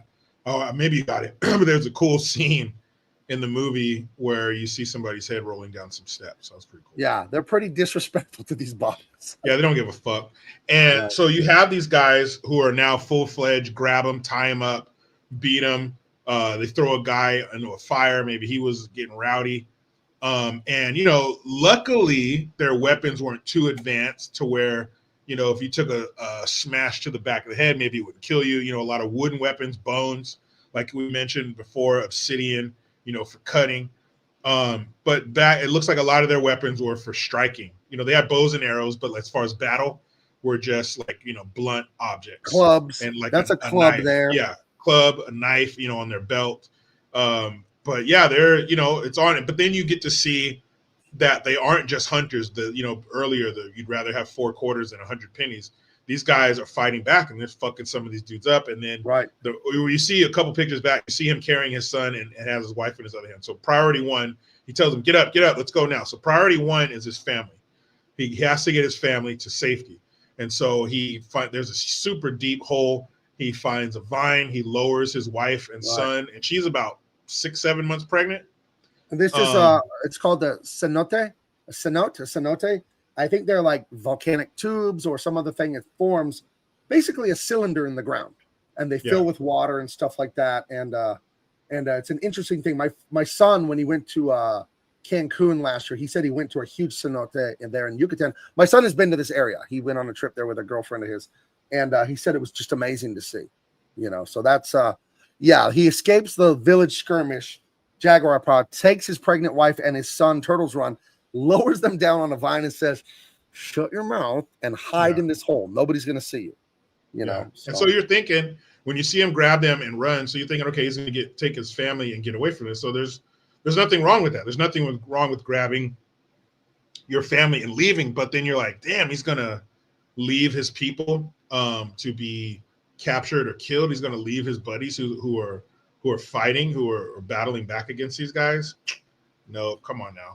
This is Jaguar Jaw. He's not going to do bullshit like that. He's William 03 says the woman that plays is a bit all right. Yeah, she's not hard to look at. My wife isn't currently watching the show. I'll say this woman is a pretty lady. I'll leave it at that. Yeah, she's not Quasimodo. I'll say if it wasn't me talking, I'd say I would defend her from the evil bad guys too. That's all I'm saying. Hey, girl, don't you? I'm not gonna let those. I'm not gonna let Zero Wolf get you, girl. You know what I did to Over my there. wife? We went to the Gaylord Hotel in Chula Vista, California. It's one of the most expensive hotel resorts like ever built. It's brand new. It opened a month ago. It has a beautiful rooms. It's right 100 yards from the ocean, from the harbor there here in Chula Vista in part of San Diego. And we just wanted to check it out. It's got a full lazy river. It's got a crazy slides. It's got a kids slide. It's got amazing, expensive cool. restaurants in it. A like 3-story sports bar. It's like a resort. It's got a convention. It's a brand new place, the Gaylord Hotel. And we went there and got a coffee and a cookie and sat on their back. And we weren't guests of the hotel. We just drove up and went in to see how beautiful this new place was. But I'm a tall man. And I don't know how much you know about tall women, Jericho, but they fancy tall men because they don't want to look bigger than their man. So I was walking with my wife to get the coffee, and this lady gave me the ojos. She gave me the, hey, tall stuff, what you do? And gave me the big smile. And I thought it was amusing. I didn't do anything. I didn't wave or smile back or nothing like that. But I told my wife about it like 20 minutes later. I said, you know that concierge lady? She noticed how hot I am. And my wife's like, I saw her smile at you. And then I spotted that bitch 20 minutes ago. And but it gets better. So then later my wife's like, did you smile at her first? Is that what it was? I said, no, I waited for her to smile at me. And then since I'm taller than you, I smiled at her over your head so you wouldn't know. So that was a fun way to play with fire. Now she knows your tricks. Right. And then, so you can go to their lazy river slide pool. You can go to all that and not be staying at the hotel. It's like $12.50, but they only have a limited number of tickets every day. So we've been checking every day to get tickets. It keeps selling out because it's a hot new place in town. Everybody likes this place. It's gorgeous. The Gaylord Pacific. And my wife was looking on her laptop in bed last night. She's like, no tickets again. I said, I can call my girl over there. I bet you she could get me some. Yeah, let me talk to my girl.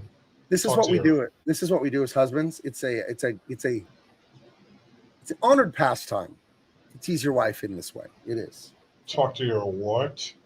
Yeah. Hey, I'm just kidding. Put the knife down. Yeah.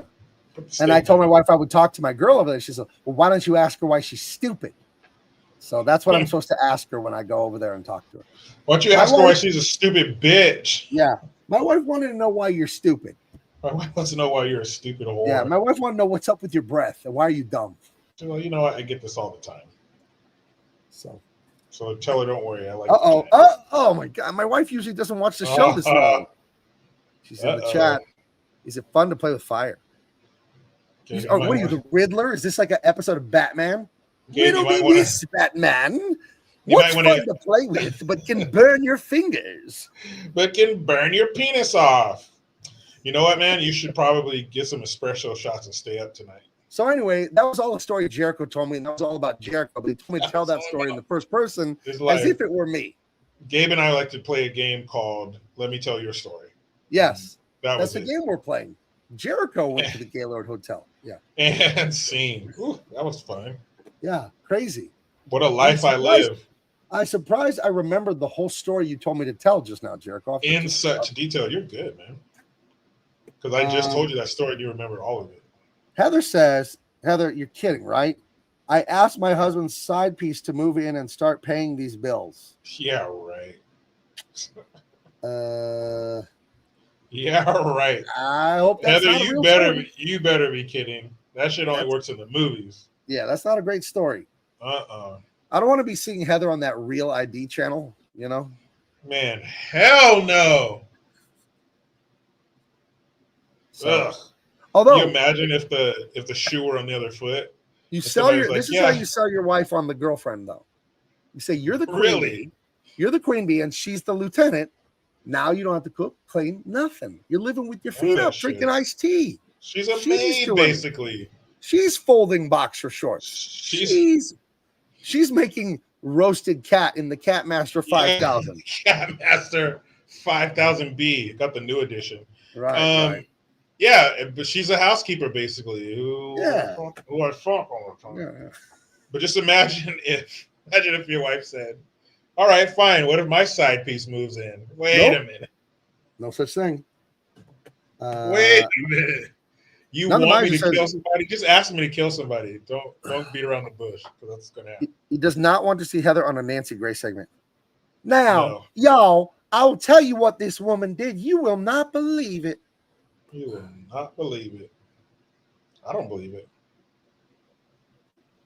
My wife says, remember the Little League baseball family that had the ex-girlfriend living with them? I don't. What? You're going to have to remind me about this later when I get off the air. What?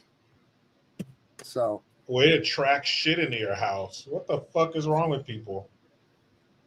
That's what I've always done. If I imagine the shoe on the other foot, and if I can't handle it, then it shouldn't be done. And to imagine your wife's ex-boyfriend lives with you, it's a matter of time before you find his corpse.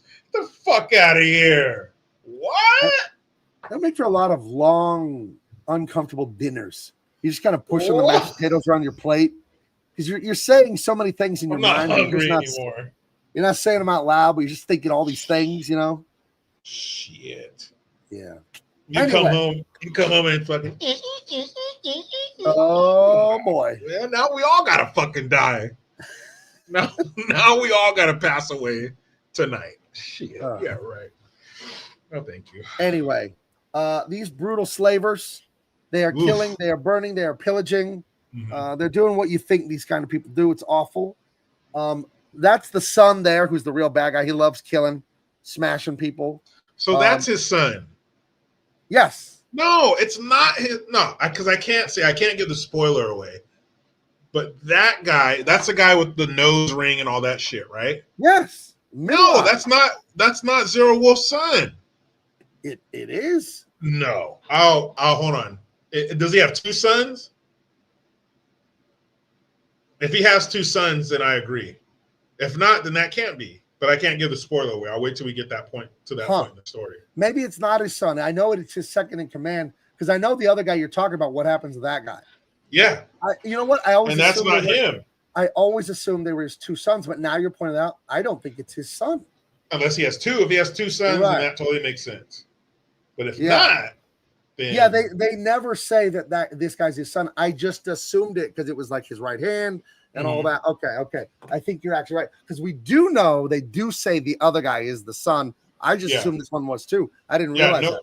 No question the other guy's the son. Okay. But okay. So this guy's right hand. But there comes a point where he's ready to fuck this dude up. And I don't think he would treat his son like that. That's true. Okay. So it's going awful in the village. Good. The good guys, the nice, peaceful people there, they're getting just destroyed. And the woman is down the well, and he leaves her there. But he went back to fight.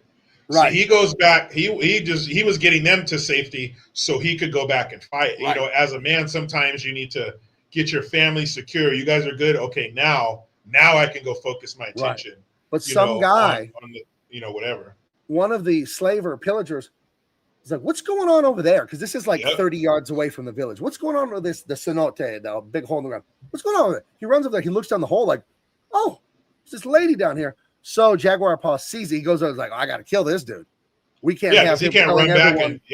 Fuck that. We don't. Yeah, because no one knows she's in there. The bad guys, except this one bad guy found her. So he makes quick work of this guy. He kills his ass. And he sees the guy running over there. He's trying to lower his wife low enough before he has to engage this guy. Because if he doesn't, that guy's going to come up, smash him in the back of the head, and then he's going to fall into the hole. And his wife and kid, because the kid's holding on to his wife's back. It's like 50 feet down to the bottom of this hole. So if he lets her go too early, they're going to fall to their death, and so is he. So he's trying. There he's in a point where he lets the rope go and it burns his hands because he's letting it feed out so fast so he can get them to the bottom of the hole.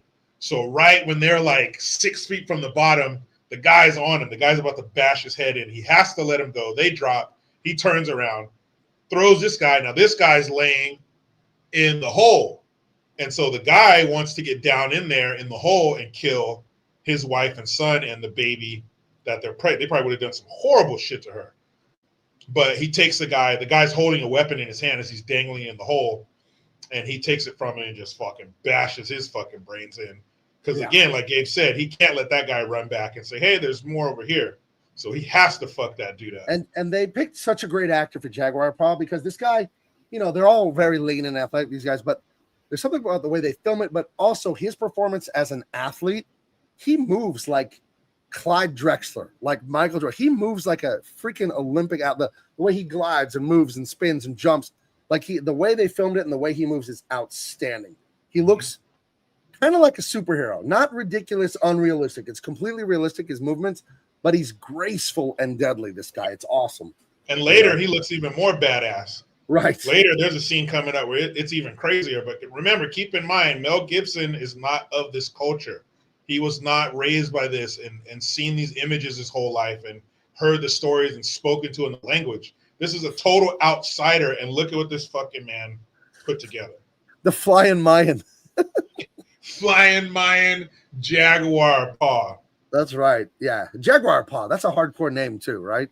Yeah, I mean, you can't be no fucking pussy. What's your name? Jaguar Paw. Don't hurt me. No, a name like that. Jaguar Paw. My mom packed me a special lunch just for me. Jaguar. Can I have my inhaler back, please? No, dude, he was a pimp. That's why they call him Jaguar Paw, because he's quick to slap a bitch in her Right. face. Right. But he does get beat up. He does get captured. Yeah, and they all do. This is how it goes.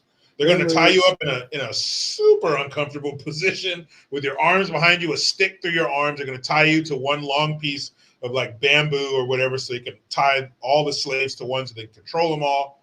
And then that is Blunted's wife. That's the one who he's trying to get pregnant with her mom sitting outside the hut. Very uncomfortable.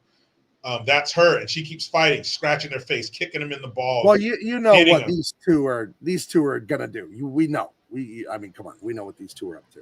So they're going to take her somewhere and talk to her about the return of Jehovah. That's what they're going to tell her about. They have something terrible planned for her, and he watches it, and he's look at him, the grief, the rage. He's screaming. like, and he's like, no, in his language, no, and his wife shame. Shame. He kept saying shame, because that would shame their family and his name.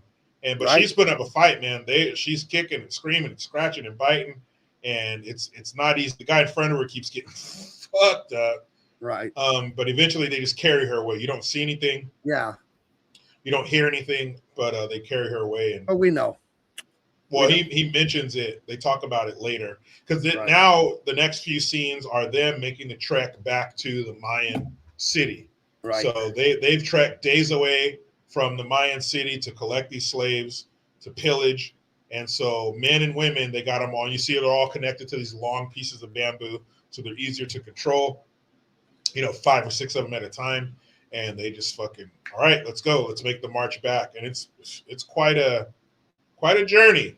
And as the bad guys leave the village, one of them does see the rope down the cenote, but he doesn't see the wife and the kid. They're hiding. They're hiding like kind of in some darkness and some rocks and stuff. But there's a like, the hell is this? But nothing. We got to jam. We got to take our slaves back to the Mayan city. He takes a big stone, probably a 50-pound stone, and throws it down there. Just to be a prick in case. Yeah, and it does like hit or brush up against or graze his son right in his ankle because his foot was kind of sticking out. And so it did him. So she had to cover his mouth so his scream wouldn't alert them. And he's, like I said, like 5 years old. So it's really hard to explain to this kid why you must be quiet. So now for the miles-long trek back to the Mayan capital, these magnificent pyramids and temples, all that, they get these basically bamboo tied over their shoulders and then rope tie up all their hands. So I mean, just imagine how uncomfortable it would be to walk this way. And you just got your ass kicked. So maybe your leg hurts, your arm hurts, your neck hurts. Like maybe you got stabbed, but you're not dead. You got your jaw could be broken. Your nose could be broken. Wrist, you broke your jaw, and you're gonna have to a walk concussion. Yeah. Imagine a severe concussion where you're nauseous and vomiting, and you have to walk 3 days. Right. Look at this. They just murdered so many people, murdered them, and stole the rest to be slaves and sacrifices. Yep. And the poor wife is now in the bottom of the cenote. So they went from their happy little life and killing wild boars and teasing Blunted with the burning magic powder to this. Everything fell apart. Their entire world was destroyed, just like Grandpa predicted. But Grandpa predicted something even worse and bigger, of the whole world being destroyed. We'll see. The name of this movie, Apocalypto. Think about what an apocalypse is. An apocalypse is the end of the world. It's like a small skirmish, right? Right. So And this is just heartbreaking.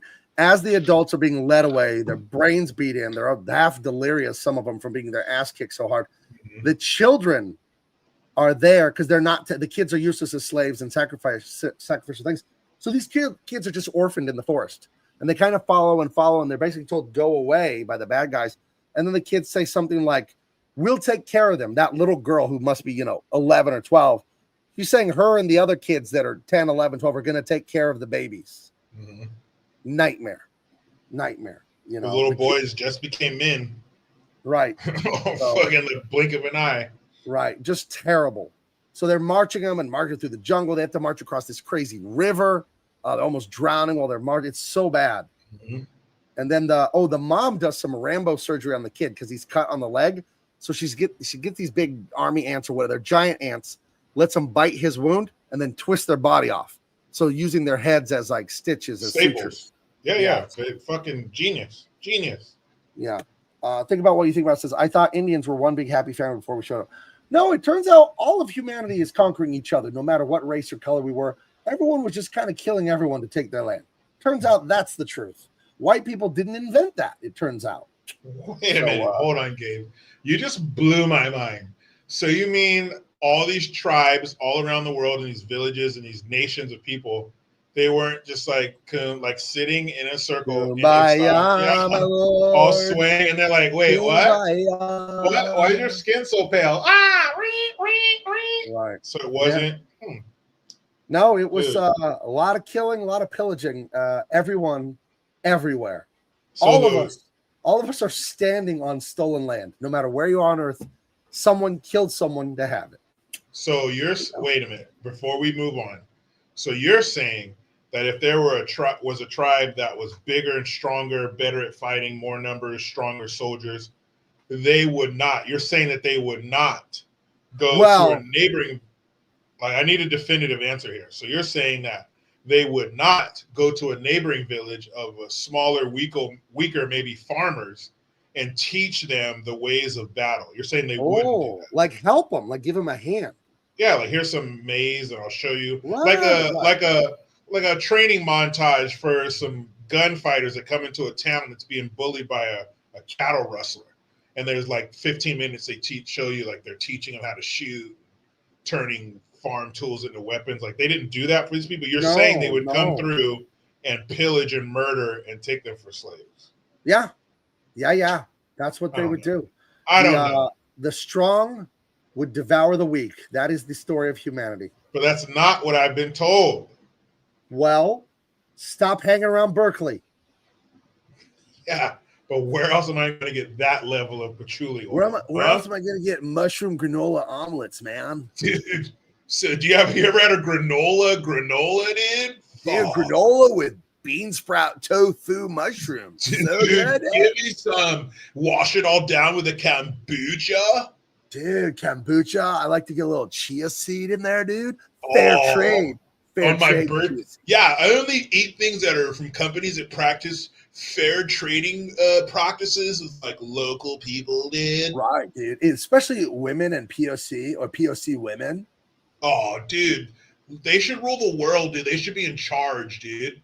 Like, that's it. It's the most just intelligent thing. Stoner brain freeze. Oh, what was I saying, dude? Who am I, dude? Oh, dude. Holy crap. So yeah, this is a nightmare. But again, this isn't Mayan. This isn't Mexican. This isn't Chinese. This isn't Liberian. This is human.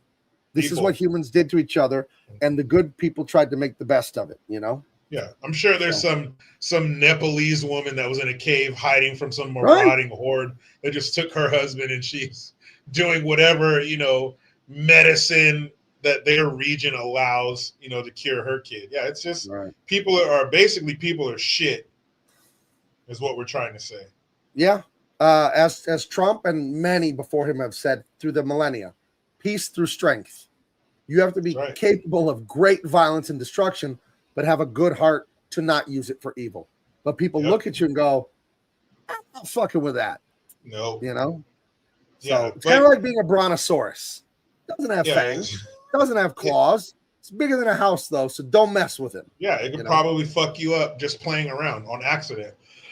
But it's basically having the policy of, all right, like, like if your son hit you a little too hard, all right, that means go keep fucking around.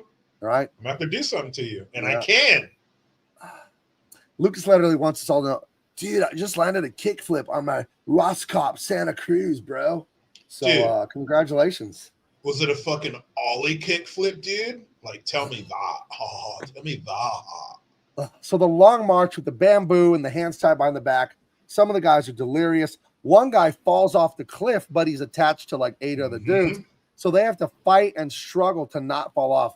Jaguar Paw and a couple of his buddies. And there's that guy, that prick right there that I thought was the second face. son.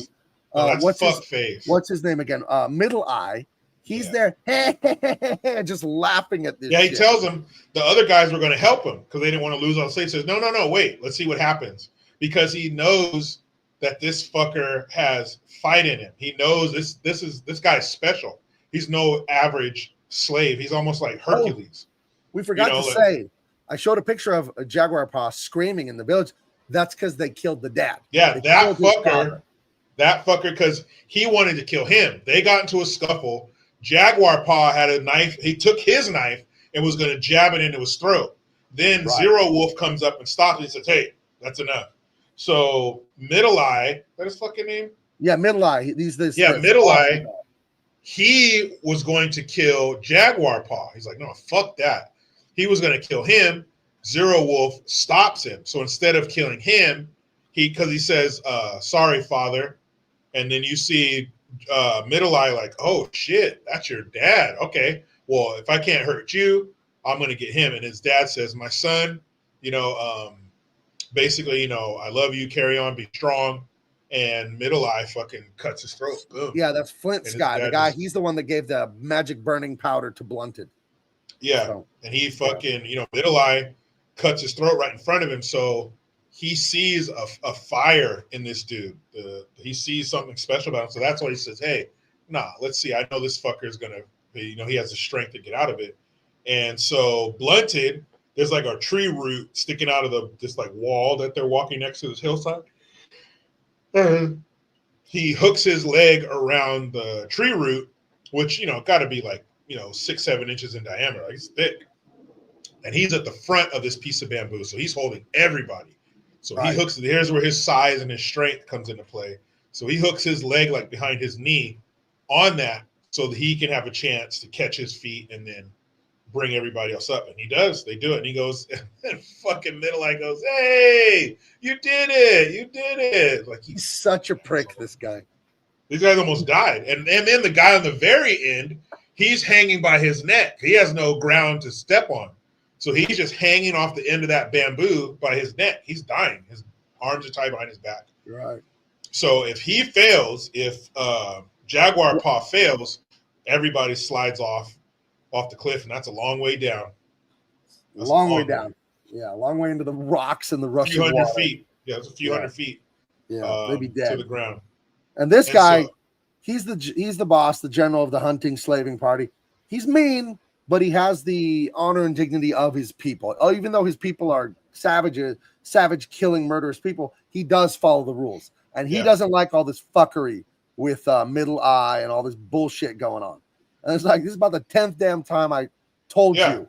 He's about business. It this way. Knock it off. Get the people back up. Let's get back to the village. Yeah, he's about business. He doesn't allow his emotions to get involved. He is about doing what he was told, I'm sure, by his higher-ups. And look at all the shit he's wearing. Each X is probably a life.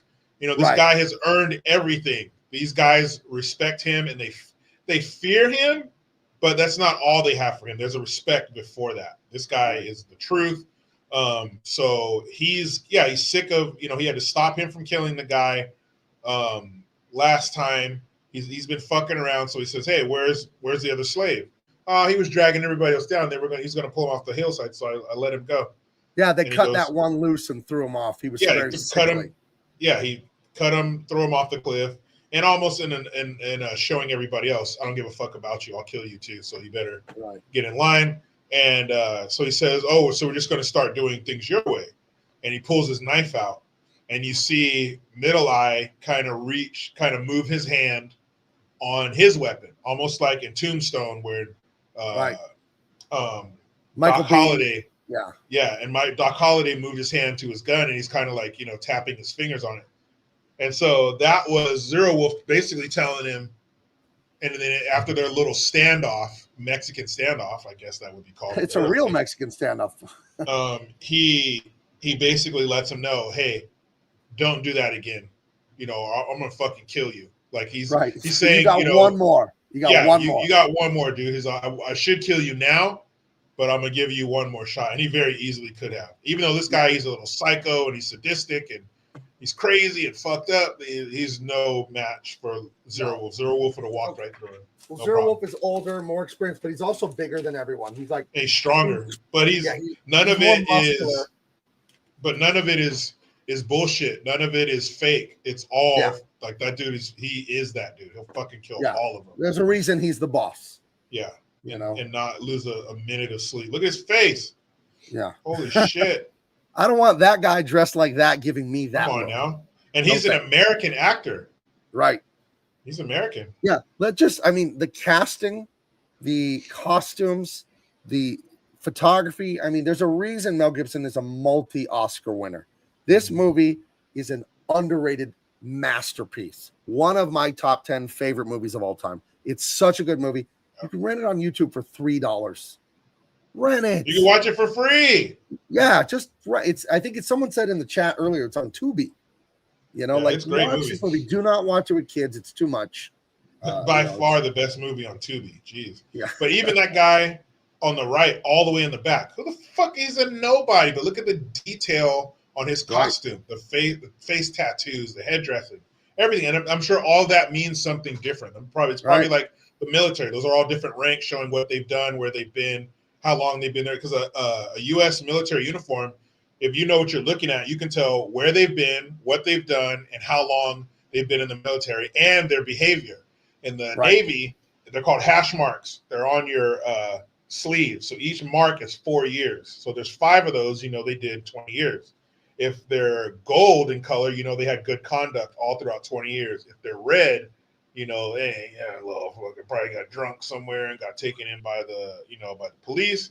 So you weren't a Boy Scout, but there's a ribbon on there for, say, shooting. If it's just the ribbon, you're not a good shot. If there's an S on there, you're a sharpshooter. You're good. You're okay. But if there's an E on there, you're an expert. So, But if you know what you're looking at, just like these guys, I'm sure historian can tell you, okay, he's been doing this for this long. He's part of the hunting party. He's killed this many people and blah, blah, blah. These guys, the attention to detail, like with anything great, is on another level, man. This shit is fucking awesome. Yeah, this movie immerses you, and it's spoken in the native tongue. It is not in English.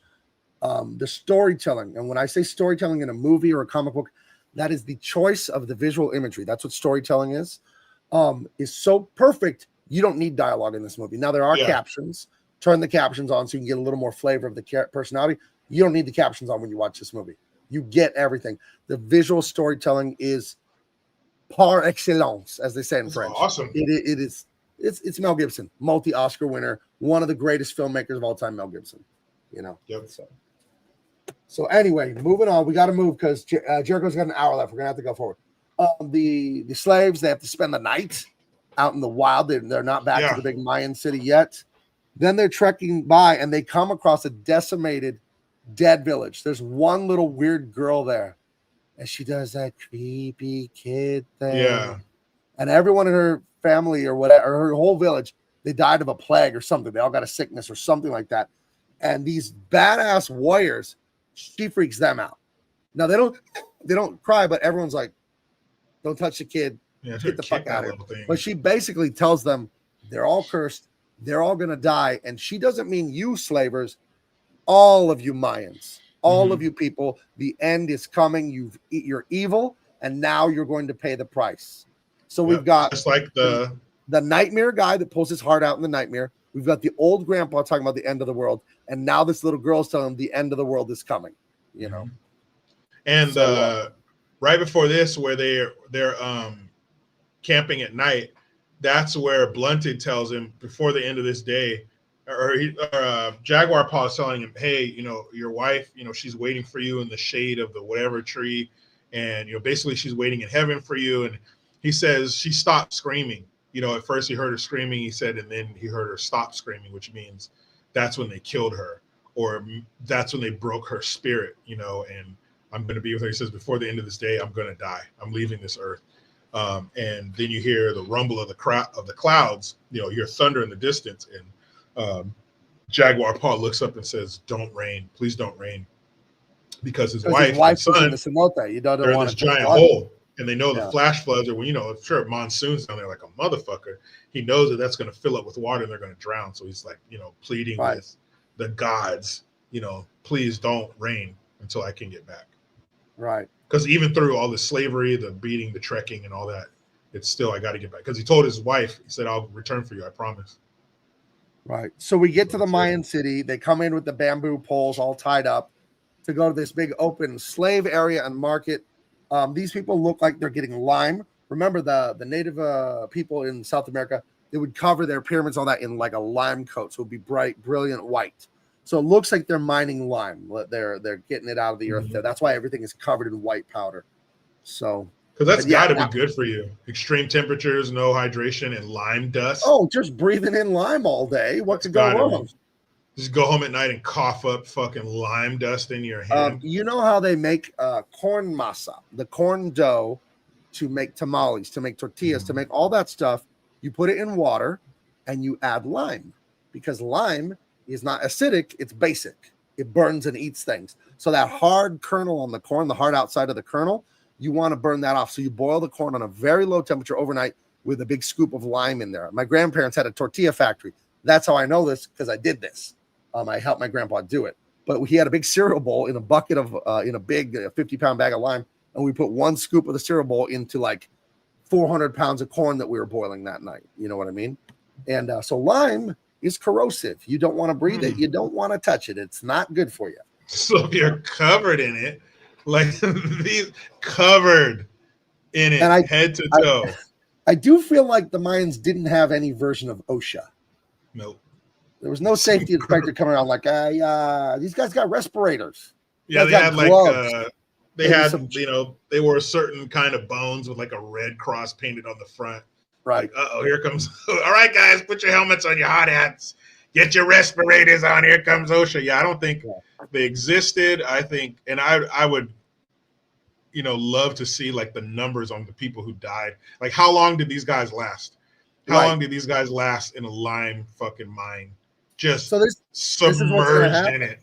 You come in on the bamboo and you're going to be digging for lime for the rest of your life. It's probably not going to be that long. Or you're going to be like a house servant for some rich elites. We'll see the rich elites in a minute. Or they're going to take you to the tippy top of the pyramid, cut your heart out, show it to you, chop your head off, and then throw your body and your head down the steps. Throw you down the steps. And then people are going to grab your body and carry it away. And I mean, the heat, the humidity, you're in the jungle. Come on. It's the humidity's through the roof. I'm sure jaguars and leopards and shit came and grabbed people. You'll see an incident with a snake later on. Like, life was dangerous. You go out in the forest to take a piss in the middle of the night, some giant spider might bite you in the dick, or something will grab you, some kind of bear or that's extinct now. Like, it was, it was tough living back then, unless you were one of the elites. One of the things about complaining about life today is so stupid. Like, especially if you're an American. We have it better than anyone else on earth. The baby boomers had it the easiest. And everyone younger, the millennials, the Gen X, a lot of them complain. It's more expensive, student loans, blah, blah, blah. It is harder than the boomers had it. No one had it easier than them. They just walked right into free success. I get it. But it's relative. It's harder for us than the boomers. I've succeeded greatly. God's blessed me. But what I want to point out to people is, yes, it's harder than the boomers. It's still easy. And that's the thing that goes over most people's heads. It is still easy to succeed in America. I know it may not feel like it, but it is still easy relative to our ancestors that you can see on the screen. We are living on easy street. Even though the boomers had it better, we can still do just as much. We're not doing this shit. I'm not living in a lime pit. Could be worse. Yeah, could have worked 3 years in a lime pit and dropped dead from whatever disease that is. Right. He got Lyme lung. It was terrible. Yeah, there's probably max 3 to 5 years you could work there and you would just collapse and your lungs would be filled with fucking white powder. Just coughing out all this white crap all the time. I remember Coughed when I up worked another lime chunk. when I worked at Home Depot when I was in college, just the year 2000. I worked in the tool department. I worked near the tools and the nails and the screws. That's what I was in charge of, that stuff there. And over a couple aisles is the concrete and the plaster and the drywall and all the bags of sand and all that. And my buddy John would work there. And at the end of the night, we would clean the store at the end of the night after it closed. And he would blow snot rockets out of concrete powder. Damn. Like, because you're breathing it while you're working on that, because there's just dust everywhere. And he was just like blowing out these gray snot rockets. Like, that doesn't look safe that you're breathing that shit, dude. So, when I used to work at Sherwin-Williams, you'd have painters come in and they've been spraying lacquer on cabinets. Ooh, and they'd come were they high? in, no mask, dude. Their nose hairs are all white and shit. Oh my gosh. Where's your mask? No fucking mask. It takes too long, too expensive. I'm like, dude, that can't be good. You being in a room, breathe, your nose hairs are white. Do you remember this guy in the news? He got arrested multiple times for huffing paint. When I worked at Home Depot, we caught a guy doing that multiple times. He'd bring like a Solo cup and like get the spray paint and go like huff it up, like breathe it to get high. Like, hey, what are you doing over there? And he has like a blue nose. And he runs up. It's like, why don't you spend the $5 on the can of paint and take it home? Dude, drag that guy to where the security cameras can't see and just fucking stomp him out. Because what else is he got? I feel so sorry for people like that.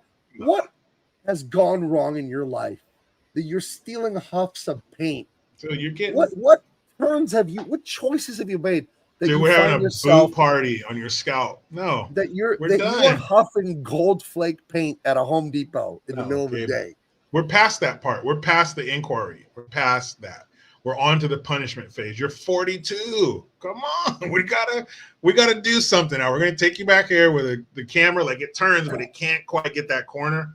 And we're just gonna fuck you up because you're in here huffing paint in the middle of the day. So we gotta take the boots to your ass. I'm sorry. We gotta move. We're not even halfway through the images. You've got 55 minutes.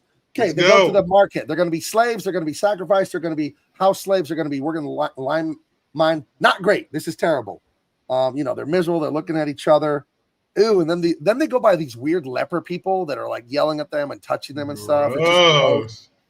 And you just see the market. Figurines. There's animals for sale. I think there's food. There's clothing. There's jewelry. All the stuff. And then the slaves get painted with that really greenish blue. It's like that sacrifice kind of color. Yeah, the people who are going to be killed, they get painted this color. Now you see at the bottom, the people with all that jade, all that green and the big hair, those are the rich, the wealthy. They buy slaves. They're there at this market too to shop and buy things. And actually, their hair's braided. That's cultural appropriation. Like, actually, they're stealing from black people, braiding their hair. So what you see in this thing is they've reached this level of decadence and power after a couple thousand years of Mayan civilization. And as that quote from the beginning of the movie said, it's so powerful. Hold on, let me bring this back up. I'm trying to bring it back up because that's his mother-in-law. That's his mother-in-law, the one who was giving him shit because his dick didn't work. And they were going to sell her, but they're like, she's too old. They cut her loose. They're all, go, get out of here. Like, you're good. You're too old to. Yeah, she's too old to work. So.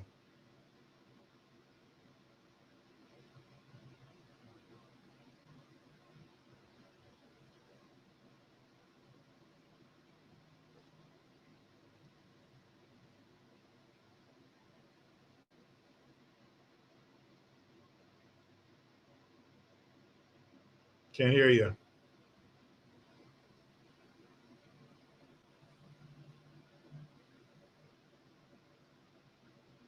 Can't hear you. Or maybe you can't hear me.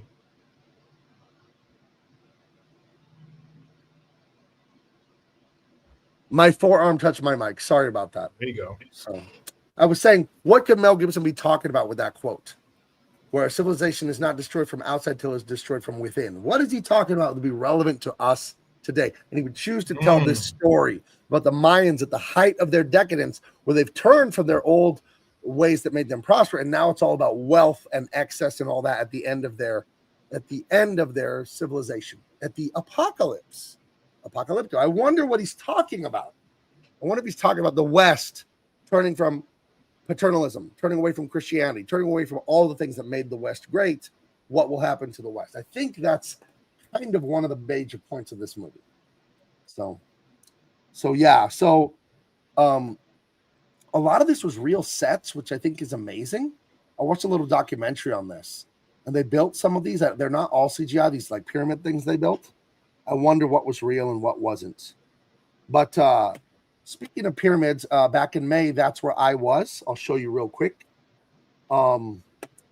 This is the Pyramid of the Moon. This photo doesn't do it justice. These things are so incredibly huge. It's ridiculous. You know, let me find the Pyramid of the Sun. That one is the biggest one down there. It's just, let's see. Where's a good photo of it? This is very, very far behind us. That's way far away. It's huge, you know, a couple 100 feet. And these things started being worked on like 2,000 years ago and stuff like that. And then there's another temple when a new religion came in and took over. And we went over to this one. And it has the Quetzalcoatl heads on it, the feathered serpent god. And it's like, never seen anything like this in my life. Like, you know, you can get a couple yards away from this thing. And those stone heads of Quetzalcoatl, they're, I don't know, 6 feet long, like 4 feet tall. They're huge, must weigh thousands of pounds. And they're all over the side of this thing. So what the hell did they use to carve that? I don't know, dude. It was like aliens, bro. Dude, they came down with lasers, dude, like zapped it. They're like, well, yeah, you want us to do that? It's not a mystery to me. Like, people are always like, we couldn't build the pyramids nowadays. Like, that's ignorant. Of course we could. We could build something bigger and better. Have you seen? But what did they use? What did they use to cut that? What did they use? All you need is enough of this, Jericho.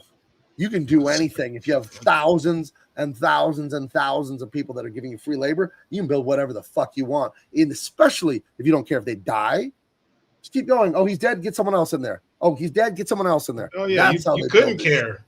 You couldn't care about that. It would never get built. Right. I wonder how many people they lost every day.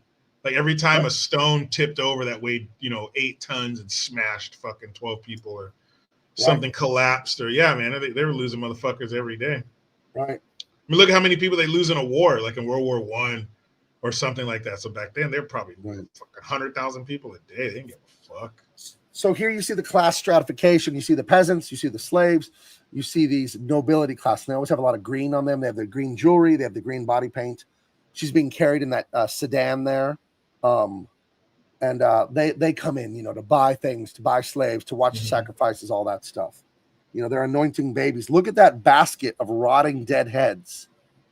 I bet that smells. And they're rubbing the blood on their foreheads, the people, because it's, and when they kill the guys, there's like acrobats at the bottom of the stairs. This is like 100-foot tall pyramid or 200 feet. I don't know. And the body and the head come flying down the stairs.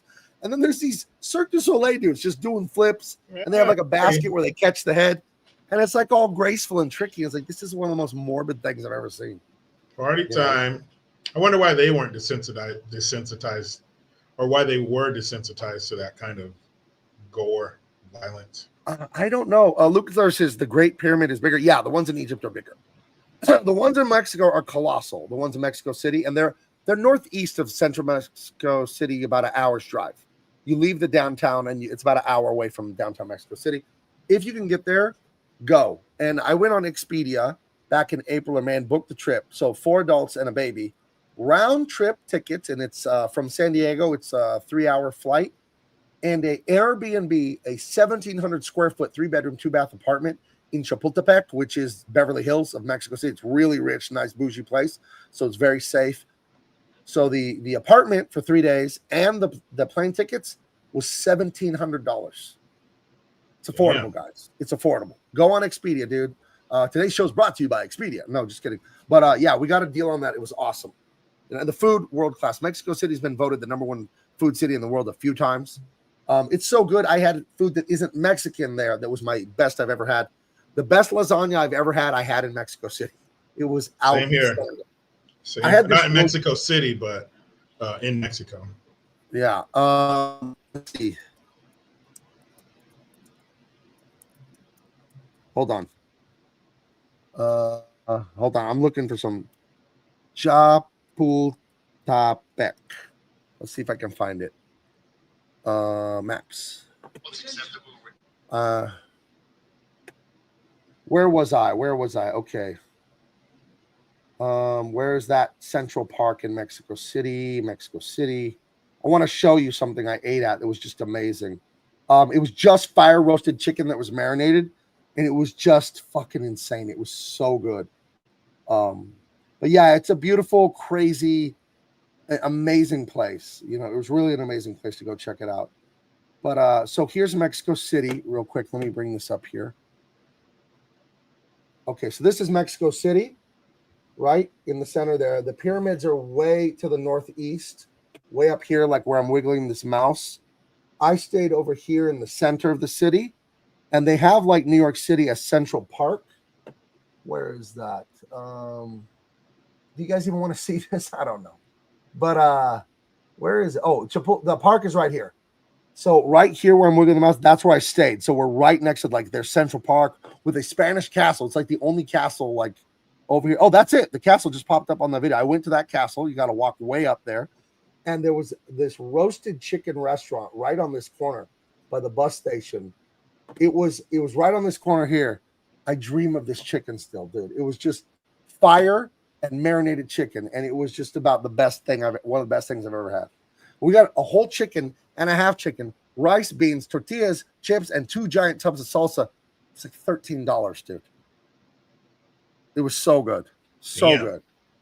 And it was just delicious. So did the Mayans have the city on the lake? No, that would be Teotihuacan.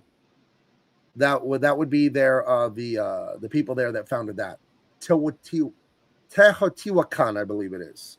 And that's Mexico City, ends up being the city on the lake there. So yeah. So anyway, the guys got painted blue, some of them. They go to the top, and look at these guys. The regalia, the way they're dressed with their that must be heavy as fuck. They're demon gods, and there's a red guy and a yellow guy and the jade guy, and then the priest. And I think they're getting high on something because they're burning something, and he's like breathing, and he's blah, blah, blah. He's like all mumbling all this weird stuff. And there's like the king and the prince and the princess, and everyone's up there watching. And they are cutting dudes open in the chest, pulling their heart out, holding the heart up. And I think they burn the heart on an altar they have up there, right? Yeah, it's still beating too. When they the heart's still beating, and then they put it on like charcoals to burn it, I believe. And then they cut the head off and throw the head and the body down the stairs. And they're just doing this all day. I think it was Cortez, the Spanish explorer.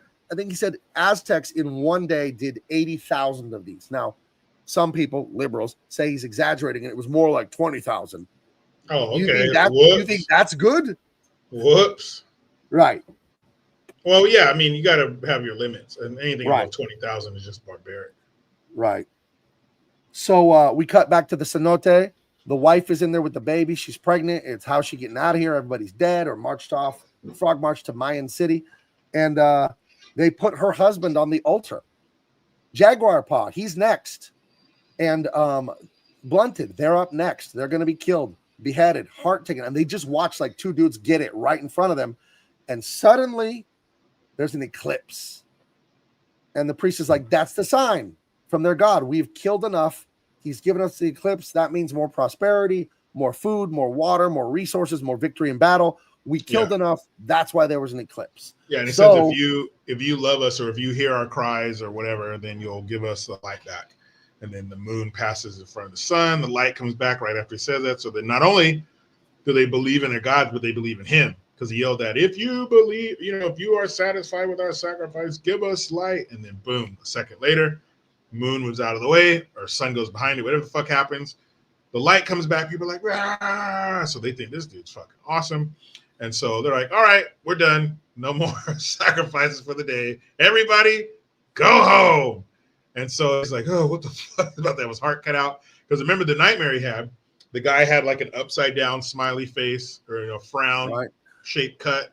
So that's what he did. They cut right below the rib cage. The guy reaches up, takes your heart out, and it beats like a few more times before you like you fucking die. But if you like the sound of you're gonna love this movie because that's how everybody dies in this fucking movie. Right. Think about what you think about. I took a class on cannibalism in high school. Was that the whole class or just a section of the class? because it'd be really weird if you did an entire semester on cannibalism. Cannibalism 101. Yeah. They teach you who did it and how to do it. Yeah, teacher always brought homemade food. It was real tasty. Yeah, these crock pots. It's nothing like I ever tasted before, but man, was it tender. Yeah. They ate a bunch of people. Yeah, it turns out not great.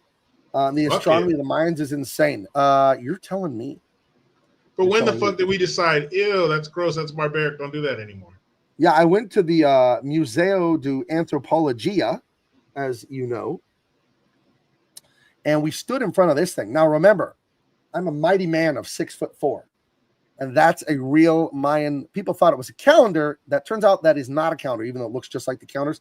That was a sacrificial altar for some gladiator stuff, like warriors fighting for entertainment.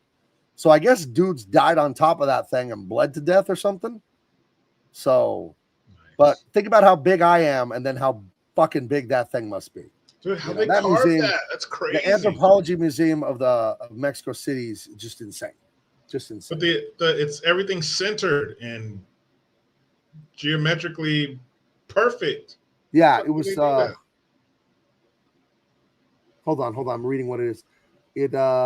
This is a large gladiatorial sacrificial altar known as a temalacatl, which was not finished because of a deep crack that runs from one side to the center of the piece. Let's see. This one sculpture, which identifies the Mexicans above all others in the Stone of the Sun, discovered in 1790 in the Plaza Mayor of the capital of New Spain. Because of its symbolic content with the names of the days and the cosmogonic suns, it was incorrectly identified as an Aztec calendar.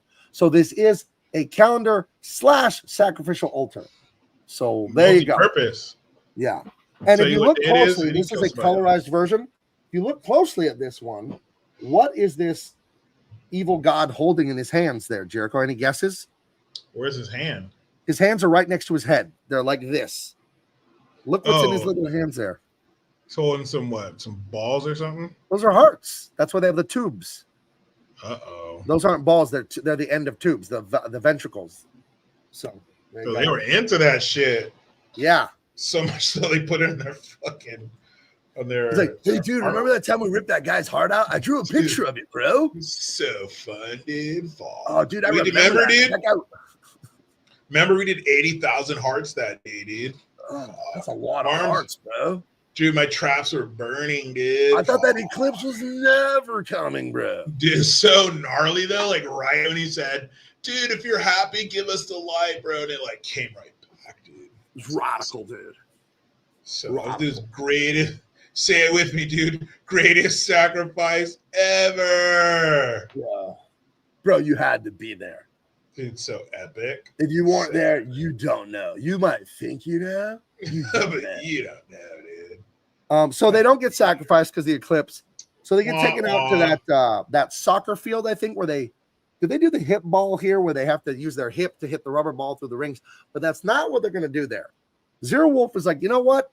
We didn't sacrifice you on top of the temple. I didn't sell you slaves. So I'm going to get my money's worth out of you guys. You are now hunting targets for my men. You can have your freedom. You see that cornfield over there, 200 yards in front of you? If you can get to that cornfield and run away, see ya. But we're going to throw spears and arrows and shit at you from here. You got 20-second head start. Run serpentine, zigzag, so they can't hit you. Yeah, dude. Stop, jump, lay down, stand up, run. Like, fuck, man. I'm going a straight line. So this is just sadistic. Like, oh, you can survive, maybe. And they're shooting arrows. Yeah, I think they would have let him go. I think Chief or Zero Wolf would have fucking let him go if they made it. Right. But so yeah, they're fighting, and this is the part you want to talk about. The sun, they're killing a bunch of the guys. They're hitting them with spears and arrows from far away. Blunted gets nailed, but he doesn't die just yet. And Jaguar Paw is one of the last ones, and he gets nailed with a spear through the. Thankfully, bow and arrow. A bow and arrow. Zero Wolf hits him with a bow and arrow, like in his right above the hip, like where a tramp stamp would be. Right above the hip, but not below the liver. Because if it was in the liver, he's toast. It's a wrap. But he not only is a bow and arrow, but they had some slings.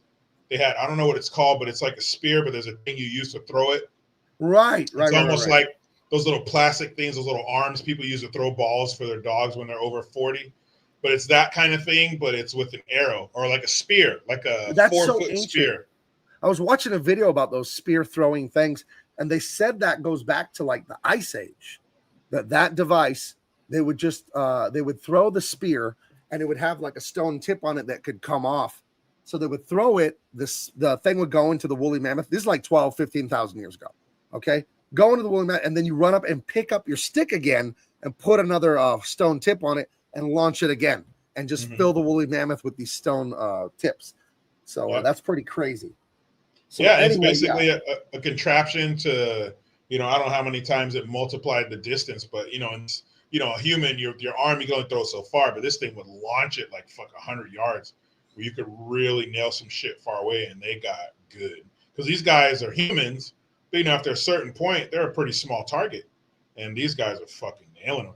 Yeah, they're just lacing it, and so he gets nailed. The main hero, he takes it, and he's gonna get killed, and then Blunted saves him.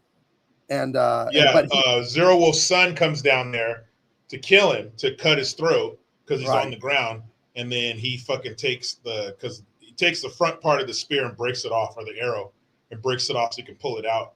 And so he takes that front part, and when he rolls over, when Zero Wolf's son rolls over to kill him, he just fucking stabs him in the neck with the arrow and fucks him up. That's it. There ain't no medical technology. You get take one in the neck, it's over. And so Zero Wolf runs down there. He's in total disbelief. It's his son. He's fucking devastated until sleep. The pain will go away, son. Just sleep. And he fucking dies in his arms. So all of the men, the rest of the party, the rest of the slavers party, they all run out there like, oh shit. And they're standing around Zero Wolf like, oh fuck, man, we're sorry. And they don't say that, of course, but they're standing around looking like, oh fuck, what do we do? And then he just gets up and he's like, we're gonna go get that little motherfucker. We're gonna get Jaguar Paw. So Jaguar Paw is wounded. He's wounded. He's on the run, and he killed Zero Wolf's son. So it's like Zero Wolf's people, not Zero Wolf himself, killed Jaguar Paw's dad. He killed his son. It's a little tit for tat, a little bit of mirror image, yin and yang going on here. Yeah. And when he clears the cornfield, you see the cornfield that was at the end of it. When he clears the cornfield, there's like a little bit of a hill embankment filled with rotten, dead bodies of his people and other tribes people that have been, hey, what are we gonna do with all these thousands? Throw them, and they're just bloated and gassing off and stinking and tens of thousands of bodies just stacked up. And the reason that they were sacrificing is, you see the cornfield's dead, so there was some kind of disease or something in the crops, and that's why they were sacrificing everybody to make the crops come back. Right. And I can imagine in these Bronze Age brains, you kill people and bury them, and the body's nutrients feed the corn, and your corn grows better. Mm-hmm. You would think, oh, the god wanted a sacrifice. You wouldn't understand the actual science, and you would think, oh, we need to kill lots of people, and that's terrible that they would come to that conclusion. Yeah, like, we have to sacrifice 80,000 people to get the crops to grow back. Fuck, dude. Right. There's so much, but it's not like it's their population. They're going out and grabbing these people. These are different people, so I'm good. Right. So now we're on the run, and Jaguar Paw, he knows these lands because I hunt these lands. My father hunts these lands. My grandfathers hunt these lands. My son will hunt these lands. He says that a few times in this movie, so he knows this stuff. You know what I mean? But the slavers, they know the lands too because they go all around pillaging and slaving. So, he climbs in a tree because he's a jaguar, right? He climbs up there, and he runs into a jaguar. That's awesome. You know what I mean? Jaguar meets jaguar. That's pretty cool. Whoops. That's not what you want. Right. They look cool on a poster. You do not want to fuck with one of those. You are dead. Right. So he gets this thing to chase him. The bad guys are going to chase him. He drips blood on a bad guy from the trees. It's coming off the leaves, and the bad guys are walking down below looking for him and stuff. And he comes running. And these are some of the shots in the movie where this actor, he just looks and moves phenomenal. The green-blue body paint, the depth of field, his musculature, the way he moves is so awesome and athletic and great, graceful. It's just awesome. And you get these crazy action shots, and this creature is tearing after him, man. It's insane. It's awesome. And he brings this thing up on them because he knows where they are. They don't know where he is. He's found them. They haven't found him. And he brings this thing on them, and he's able to get it to attack them and bite them and stuff like that. At least one, it kills one of them, right? And then they kill it. The jaguar kills one of the hunters, and then they end up killing it. Yeah. So just more awesome chase. It's very much like the Predator. Someone said in the comments there, you know, and he's low. He's covered in blue paint. Everyone he knows is getting killed.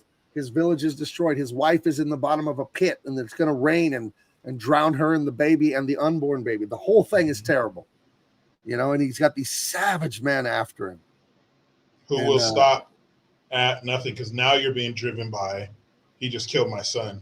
So now that's a tank that will not get empty. So now they're just all of them, boom.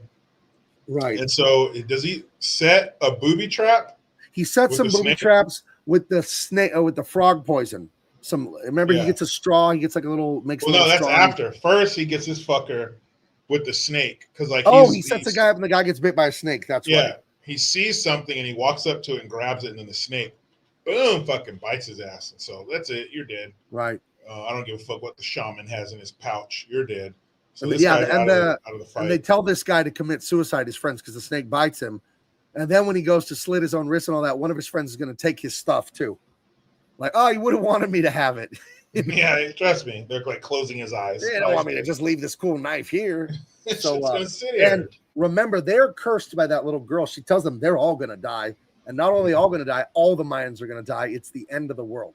So they kind of talk about that too. These hunters looking for jaguar paw that, you know, don't they mention that, Jericho? Like, isn't it the curse or something, or we should go back, or, you know, there's some allusion to that. I don't remember clearly, but there's an allusion to that where some of these guys are talking like, I don't like this. It does feel like that curse. They say something like that.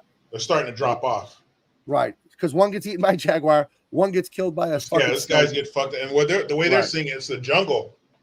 It's the jungle that's fucking taking these guys. You know, so the jungle's telling them, we gotta get the fuck out of here. And so boom, guy gets eaten or killed by the jaguar. This fucker gets hit by a snake. So now he's doing that. I guess you call that a sling. Sort of a slingshot, sort of. A little different, yeah. But these guys are marksmen, just the way a marksman is with a gun nowadays.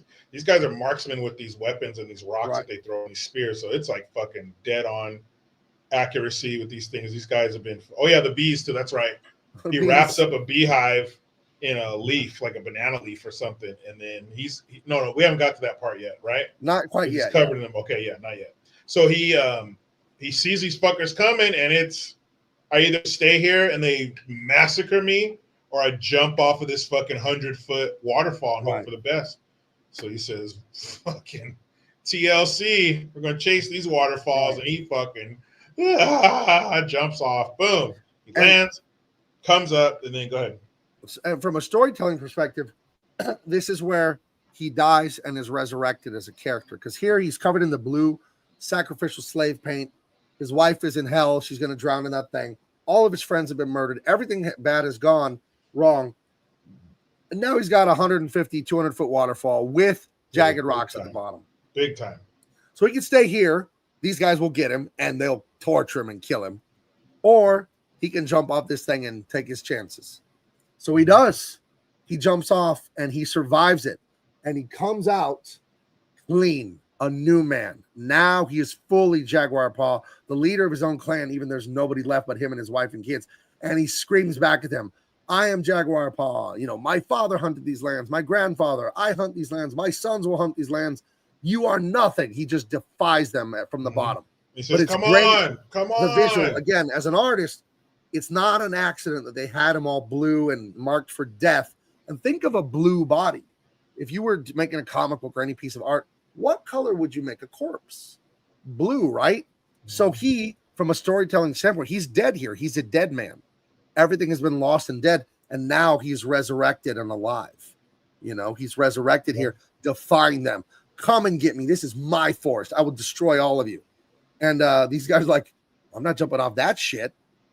And you see that trickle of blood coming out of the guy? You see the guy center right, how he has a little blood coming out of his sternum. He told the boss he wasn't jumping, so the boss stabbed him and said, I guess you're not jumping. You're dying and falling off. And then he tells everyone else, you're jumping.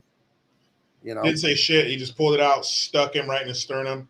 The guy falls over, right? and then he says, "We're all jumping." So then you Right. see all of them. So basically, I think he told him, "You jump first, and I'm gonna stay up here. And if you don't jump, I'll kill you."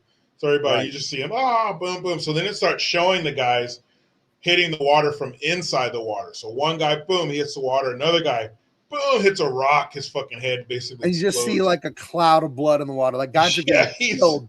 He's done. And then you see boom, boom, 1, 2, 3, 4. So those guys obviously made it. So now the chase is on, but now you're on his turf. Now right. You left the he's like, Mayan land of death, Yeah. and now you're in Jaguar Paws Forest that he knows better than anyone in this group now. Yeah, But he's look gonna at his start eyes here. He's like, oh shit, they jumped. I didn't think they were gonna fall. did not see here, that one coming. Here he's Billy Badass. He's afraid of nothing. He's like, these motherfuckers aren't gonna jump. Only I jump. They'll never jump. They start jumping. He's like, oh shit. They jumped. And you know, most of them die from the jump. There's only about 3 of them left. Yeah, they got fucked up. They got fucked up real bad.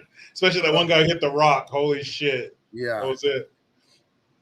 So yeah, run along, falls into quicksand, comes out, and now look at him. Again, as an artist, I'm telling you, this is an accident. What is he now, Jericho? Guess what he's supposed to be? He is a jaguar. He's a jaguar. Mm-hmm. He is the black, fierce jaguar of the jungle. That's what he is now. And you know, they're coming through there. I mean, look at the looks on their faces. They're not happy. I think this is where he gets them with the bees eventually. Yeah, he wraps up a beehive in like a leaf. And then since he's covered in the mud, I guess, you know, he's impervious to the stings. And he fucking throws that thing and you see it unfurl, it unwraps. And the beehive just goes flying, boom, hits the ground right in front of him. So, you know, those bees are pissed. And you get into these jungles, these, Mexican jungles in Central and South America. These animals with all this oxygen and stuff in these jungles and the humidity, these fucking animals get huge. So it's not a little bitch ass bee that you see in one. It's a bee the size of an Oreo cookie. Yeah, these fucking bees are big and they're pissed. They just hit the ground. So they're coming out fucking these dudes up. I'm sure some of them had to be allergic to it. No EpiPens back then, buddy. So their throats probably swole up. Their faces, eyes are probably swole shut. So they scatter. They're scared as fuck. And then cut to his wife and son, you know, Seven. still down there. 7 and Turtles Run. That's the wife and the son. Heather asks, what's going on with the chin? Jaguar paw has like a piece of bone or ivory pierced through the, is it called the labret, the spot right under your bottom lip? He has a piercing right there of some sort of bone or ivory or something. So that's what's on his chin. So it's probably bleeding. So let's see if they're allergic to chunky peanut butter. Well, these are hard, tough people, so they would only eat chunky peanut butter. They wouldn't be these soft ass mono people that need their mommy to chew up the peanut butter and turn it into cream. No, they figured out. They're like, oh, we don't need to eat into their mouth. Like, oh, we don't need to eat I like don't poor like people. the chunks in my peanut butter. They're like, oh, hey, gather around, guys. We don't have to eat like poor people. There's creamy peanut butter out there. So yeah, so here's where he gets these sticks and he's stabbing the frog in the back, gets a little bit of poison, and puts the non-frog end in his mouth. And then he rolls up stuff, and then he's shooting poison darts at people. It only takes a drop, like a drop of a drop of a drop. It's like fentanyl, just like a grain of sand piece on the end of it, and you are fucking done. Right. So yeah, and he takes you see him grab like a leaf again, and he rolls it up real tight into a tube and just starts fucking below darting these motherfuckers in their neck. So one dude, he hits him like 3 or 4 times, and it's over. Yeah. So yeah, he's like kind of like Rambo in First Blood, the movie where Rambo is stalking the police. Sheriff Teasel and all those guys are trying to kill Rambo. Rambo's coming out of bushes and trees and everything. He's doing the same sort of thing. Mm-hmm. This is his jungle. This is his family's hunting ground for hundreds of years. He knows his jungle. He probably knows each tree by sight. He knows exactly where he is. Mm-hmm. The wife is trying to climb out of the cenote, but she can't get out. And if rain starts coming in there, they're screwed. She can't swim. The boy can't swim. The boy's 4 or 5 years old. They're going to drown if this thing floods, and it'll flood fast. It looks very deep. It is very deep. Doesn't matter. This thing will flood, and they'll be toast. So, but yeah, he's blasting people with poison darts. Damn, one in the head. That sucks. Through the head, the neck, like got him in the side. He fucked him up. Yeah. Oh, and then what we get is a nice face off finally with Middle Eye. and Middle Eye has a wooden club with obsidian blades on it. So dangerous. And they have an epic fight. He's dodging and twisting, and he does get hit, but he ends up clubbing that motherfucker right in the head. You see the blood mist in the air there? Yeah. It's so good. He runs at him. He knows he's going to take a swing. He runs and he slides. He slides past a little him, bit of Neo Matrix, a little slide he move. Slides and he misses him, and he like cuts his forehead. So he barely nicks him. He has a cut on his forehead. And then he grabs the weapon that the other guy dropped. The guy one of the poison dart frog guys on the ground. Yeah. Right? He grabs his weapon, which is similar to this guy, the club. And he boom, Barry Bonds on the side of his head. Look at the pink mist in the air. That's the second time. That's the death blow there. Right. The first time he hits him, opens, it must have been 5-6 inches long, 2-3 inches wide, just fillets the side of this dude's head.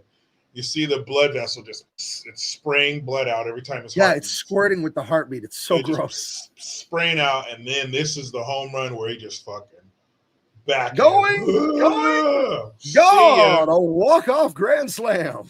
Oh no, this is that's right. This is the first hit where it opens up the side of his head, because when he kills him, the guy's on his knees and he hits him with the uppercut. So this is the one where he hits him, opens up the side of his head. Then the last one is just an uppercut from the chin, probably shattered his jaw.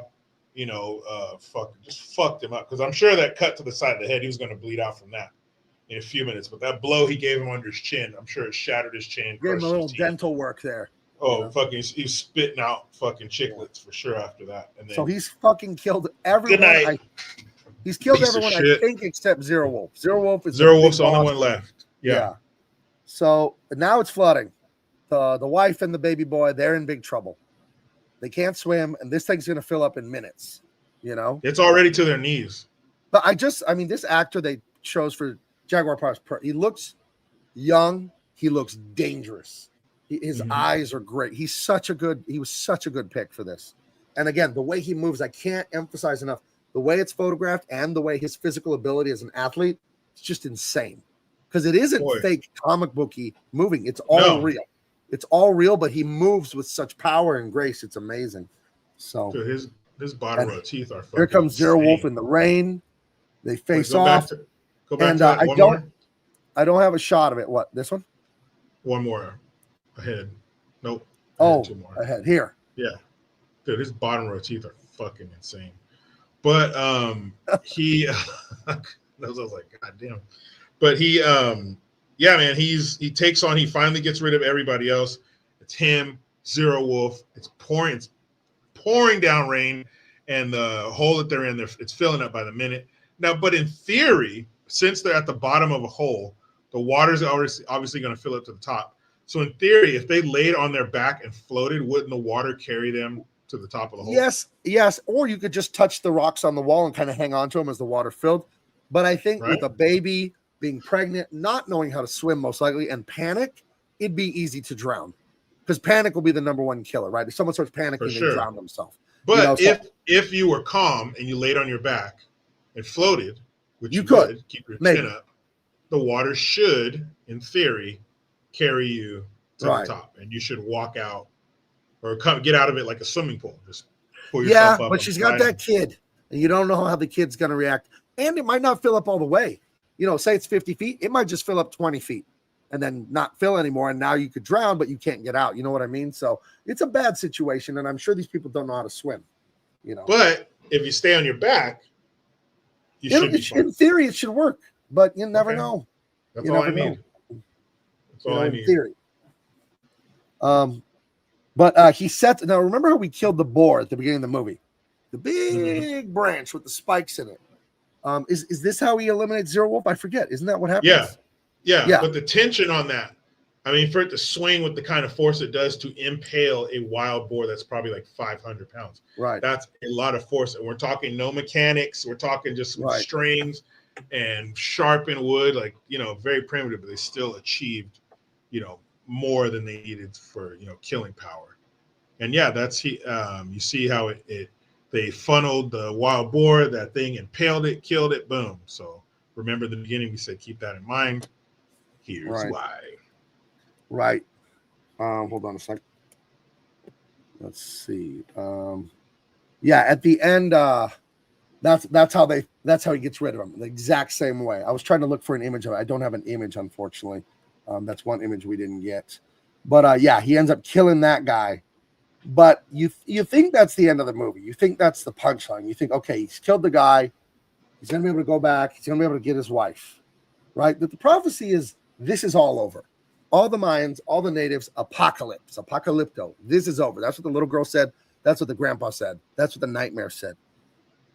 He's able to get his wife out of there. She gives birth in the water, though. That's a crazy thing. She gives birth underwater. And he hasn't killed Zero Wolf yet. Sorry. She's over there by herself. He hasn't saved her yet. She gives birth in the water, so she brings a new baby up. She's got the other son. But that's probably more realistic, though. You know, everything not working out. Cut to, she's holding the baby in a blanket. Like, she probably, under the stress and everything, she probably would have had that baby. Right. So, yeah. So I'm glad I do have a picture of it. He sets up this trap here, and it's a big branch with the spikes. There's Zero Wolf, the general dead. There's Laurel and Hardy. They were the two ones left behind. They say, fuck this, and they run back. Yeah. After they no. They're going to chase him still. That's right. They see the boss dead, and they're going to chase him still because that's going to lead us to the ending of this thing, which is completely insane. You know? So, yeah, that's right. The big boss gets killed, but there were two guys left, but they weren't necessarily the toughest guys. He's still running. She's going to drown. The baby comes out underwater. This whole thing is insane. Mm-hmm. They're chasing him. And he gets to a beach. Now, this is the Yucatan Peninsula. So this is the Gulf of America over there on the east side of Mexico, right? This is that little part that curls up on Mexico where Merida, Cancun, all those cities are. He runs to the beach. He has nowhere else to go. Those two guys catch him. And then all three of them, everything has been building up to this. All three of them are like, what the hell is that? They don't even bother to kill him. They're just looking and they're like, what is that? And the Spaniards are here. So this must be 1517. Mm-hmm. And he runs, Jaguar Paw, and they don't. And they get obliterated. They get killed by the Spaniards is what you infer in this. The Spaniards come off the boat and die, heretic, Yeah. Or at the very least, best case scenario, you're taken as a slave. They get their own little personal apocalypto from the Spaniards. And the wife, the new baby, the son, he's able to save them just in time. Then a day or two later, or later that day, I don't know, it's nice and sunny. They're wandering through a high cliff in the jungle that's overlooking that beach where the Spaniards are, and they can see a ship down there in the water. She asks him, like, what is it? Who are they? And he's like, I don't know, and I don't care. She's like, well, maybe we should go to them. They can help us. He's like, silly woman, no. We don't know these guys. Shut the fuck up. They came out of the water on these things because they don't have ships like that. Like, they came out of the water on these floating castles. And they're wearing metal, and they have big metal sword. Like, it's just different. Like, the culture, the weapons, the technology is not even close. He's like, nope, we're going to go find ourselves a little bit of land and stay the hell out of this mess. And they wander off into the jungle. And you see that shot of those ships. And that is Apocalypto. And what you realize is the apocalypse is the Spaniards. That was the fortune that was being told. That was the curse. That was the end of their civilization, and it quite literally was. It was. So the little girl, the old man, the prophecy dream, it was all true. They did not know that they were about to meet their end, that their end was floating across the Atlantic Ocean on its way to get them. Well, that would be like us today seeing some people, like we see that, they're human, but they're in these flying vehicles and they have this weird armor on. Like, we'd be like, what the fuck? Like, imagine something that would make you stop in your tracks. You're chasing this dude to murder him. And then all three of you stop in your tracks and are just aghast by this foreign alien thing. And then they probably walked up and shot those dudes in the face with a blunderbuss and didn't even fucking step right over their bodies. But I mean, what if we're wrong? What if the Mayans all agreed to that? Like, yeah, sure. Yeah, well, Catholicism, I'm listening. Societies and what if, because so many things, or it seems like everything is never like we're told. It's never as bad as we're told. Oh, sure. You know, so what was it really like? What really happened when the English came here, the French came here, you know, and Pilgrims, you know, the Nina, the Pinta, and the Santa Maria and all that shit, the Mayflower. What happened? What really happened when they got here? What was it really like with the Indians? You know? Well, yeah, I think we'll never know. And the way you know news is fake is if you are ever in the news, you will realize that the news is always fake, because the news story about you, where you gave the interview and talked about your life, I've had that happen to me. I've been in the news plenty. You're like, that's not what I told the interviewer. And it's called LAWMAN amnesia. And that's we forget that stories that we aren't experts on are probably always wrong, because the ones we are experts on, we hear the news and go, no, I know for a fact because I was there. And then you say, oh my God, what are the odds of only the stories that I'm personally related to and an expert on are the ones that are wrong? What are the odds that it's just me and those stories about me are wrong? Like, no, it's all of it. But I wanted to I didn't get these two pictures, so I went and fetched them just now. I think this is the most hardcore stuff in the movie that I think is so amazing, is when we get to this part, the shot of the movie to me, I didn't have it, so I went and grabbed it just now. This is the shot of the movie to me. The armor, the weapons, the cross. The priest. Look at the priest. Yeah. Like that cross came across the ocean, and you're done with your human sacrifice. You're done with that. That's over, you know? So. And I'm sure they had been in places before. So they, you know, they had a routine, they had a plan, they had a formula for what they wanted to do. You know, they're like, hey, we're from Barcelona. Hey. Right. And what if the British came here and they just told the Indians, they're like, I want some mushy peas in that. And they were like friends and shit for a little bit. I don't know. I'm sure it's somewhere in the middle. But man, yeah, that's the coldest shot right there. Like that's one of the coldest shots I've ever seen in a movie because of what that shot means. So the gun. And look at the difference in them. They're dumbfounded. He sees it for what it is. Right. They're just like, duh. And he's like, oh, fuck. He looks at it and he goes, what that means. What that is. And he turn around, he's just fucking pew. Yeah. So the point is that quote from the beginning of the movie, no society is destroyed from without until it is destroyed from within. If you give up your heritage and your discipline and your honor and everything that made you great, it's easy for someone else to come in and run you over. See Europe being overrun by non-Europeans and destroyed because they gave up all of their manliness and resolve and values. You know, so yeah. That is Apocalypto. It comes with Double Impact's highest recommendation. One of the best movies I've ever seen. It's great. An absolute classic. Love this movie. If you haven't seen the damn movie, buy it or rent it for $3. It's so good. Don't watch it with children. It's ultra violent. It's a good movie with an amazing message, and it's masterfully executed. Everything about this movie is good. The photography, the sound, the music, the acting, the story, all of it, the pacing. It's insanely good, insanely rewatchable. It's a great movie. Yeah, and it moves very fast. Yeah. Moves very fast. Amazing movie. We're 10 out I of wish 10 Mel Gibson would recommend. make 10 more just like this, you know? Yeah. So. But if he can just give us one more like that, that would be. Yeah. Well, he's doing I think a TV series on the Siege of Malta. So that should be epic. You know, that's an epic story. He's also doing Lethal Weapon 5. I don't know if he's directing, but. And I think he's doing Passion of the Christ 2. I've never saw the first one, but it's the story of, I guess, Christ going to hell for 3 days after he was crucified and redeeming the souls in hell and all that. So if that's what it's about in the Mel Gibson trademark, that seems to be that's going to be a very violent movie, probably scary movie, to be honest. Yeah. So, we have to do the Patriot too. We'll get around to it. We don't even know what we're doing next week, but we're doing something. Comic-Con's coming up. We're going to go because Jericho has a hard out at 10, and I can hear Big Baby screaming. So I got to go help Big Baby. Thank you so much for joining us tonight.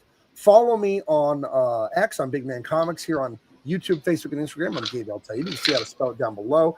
Get on the bigmancomics.com mailing list to find out when you can come to my awesome party at Comic-Con, Saturday, July 26th, 8 p.m. at Urban Coal-Fired Pizza in North Park, San Diego. Jericho, is there anything you want to promote, or are we going to get out of here? You know how to find me. Google it. Let's go. If you don't know, you better ask somebody. Peace.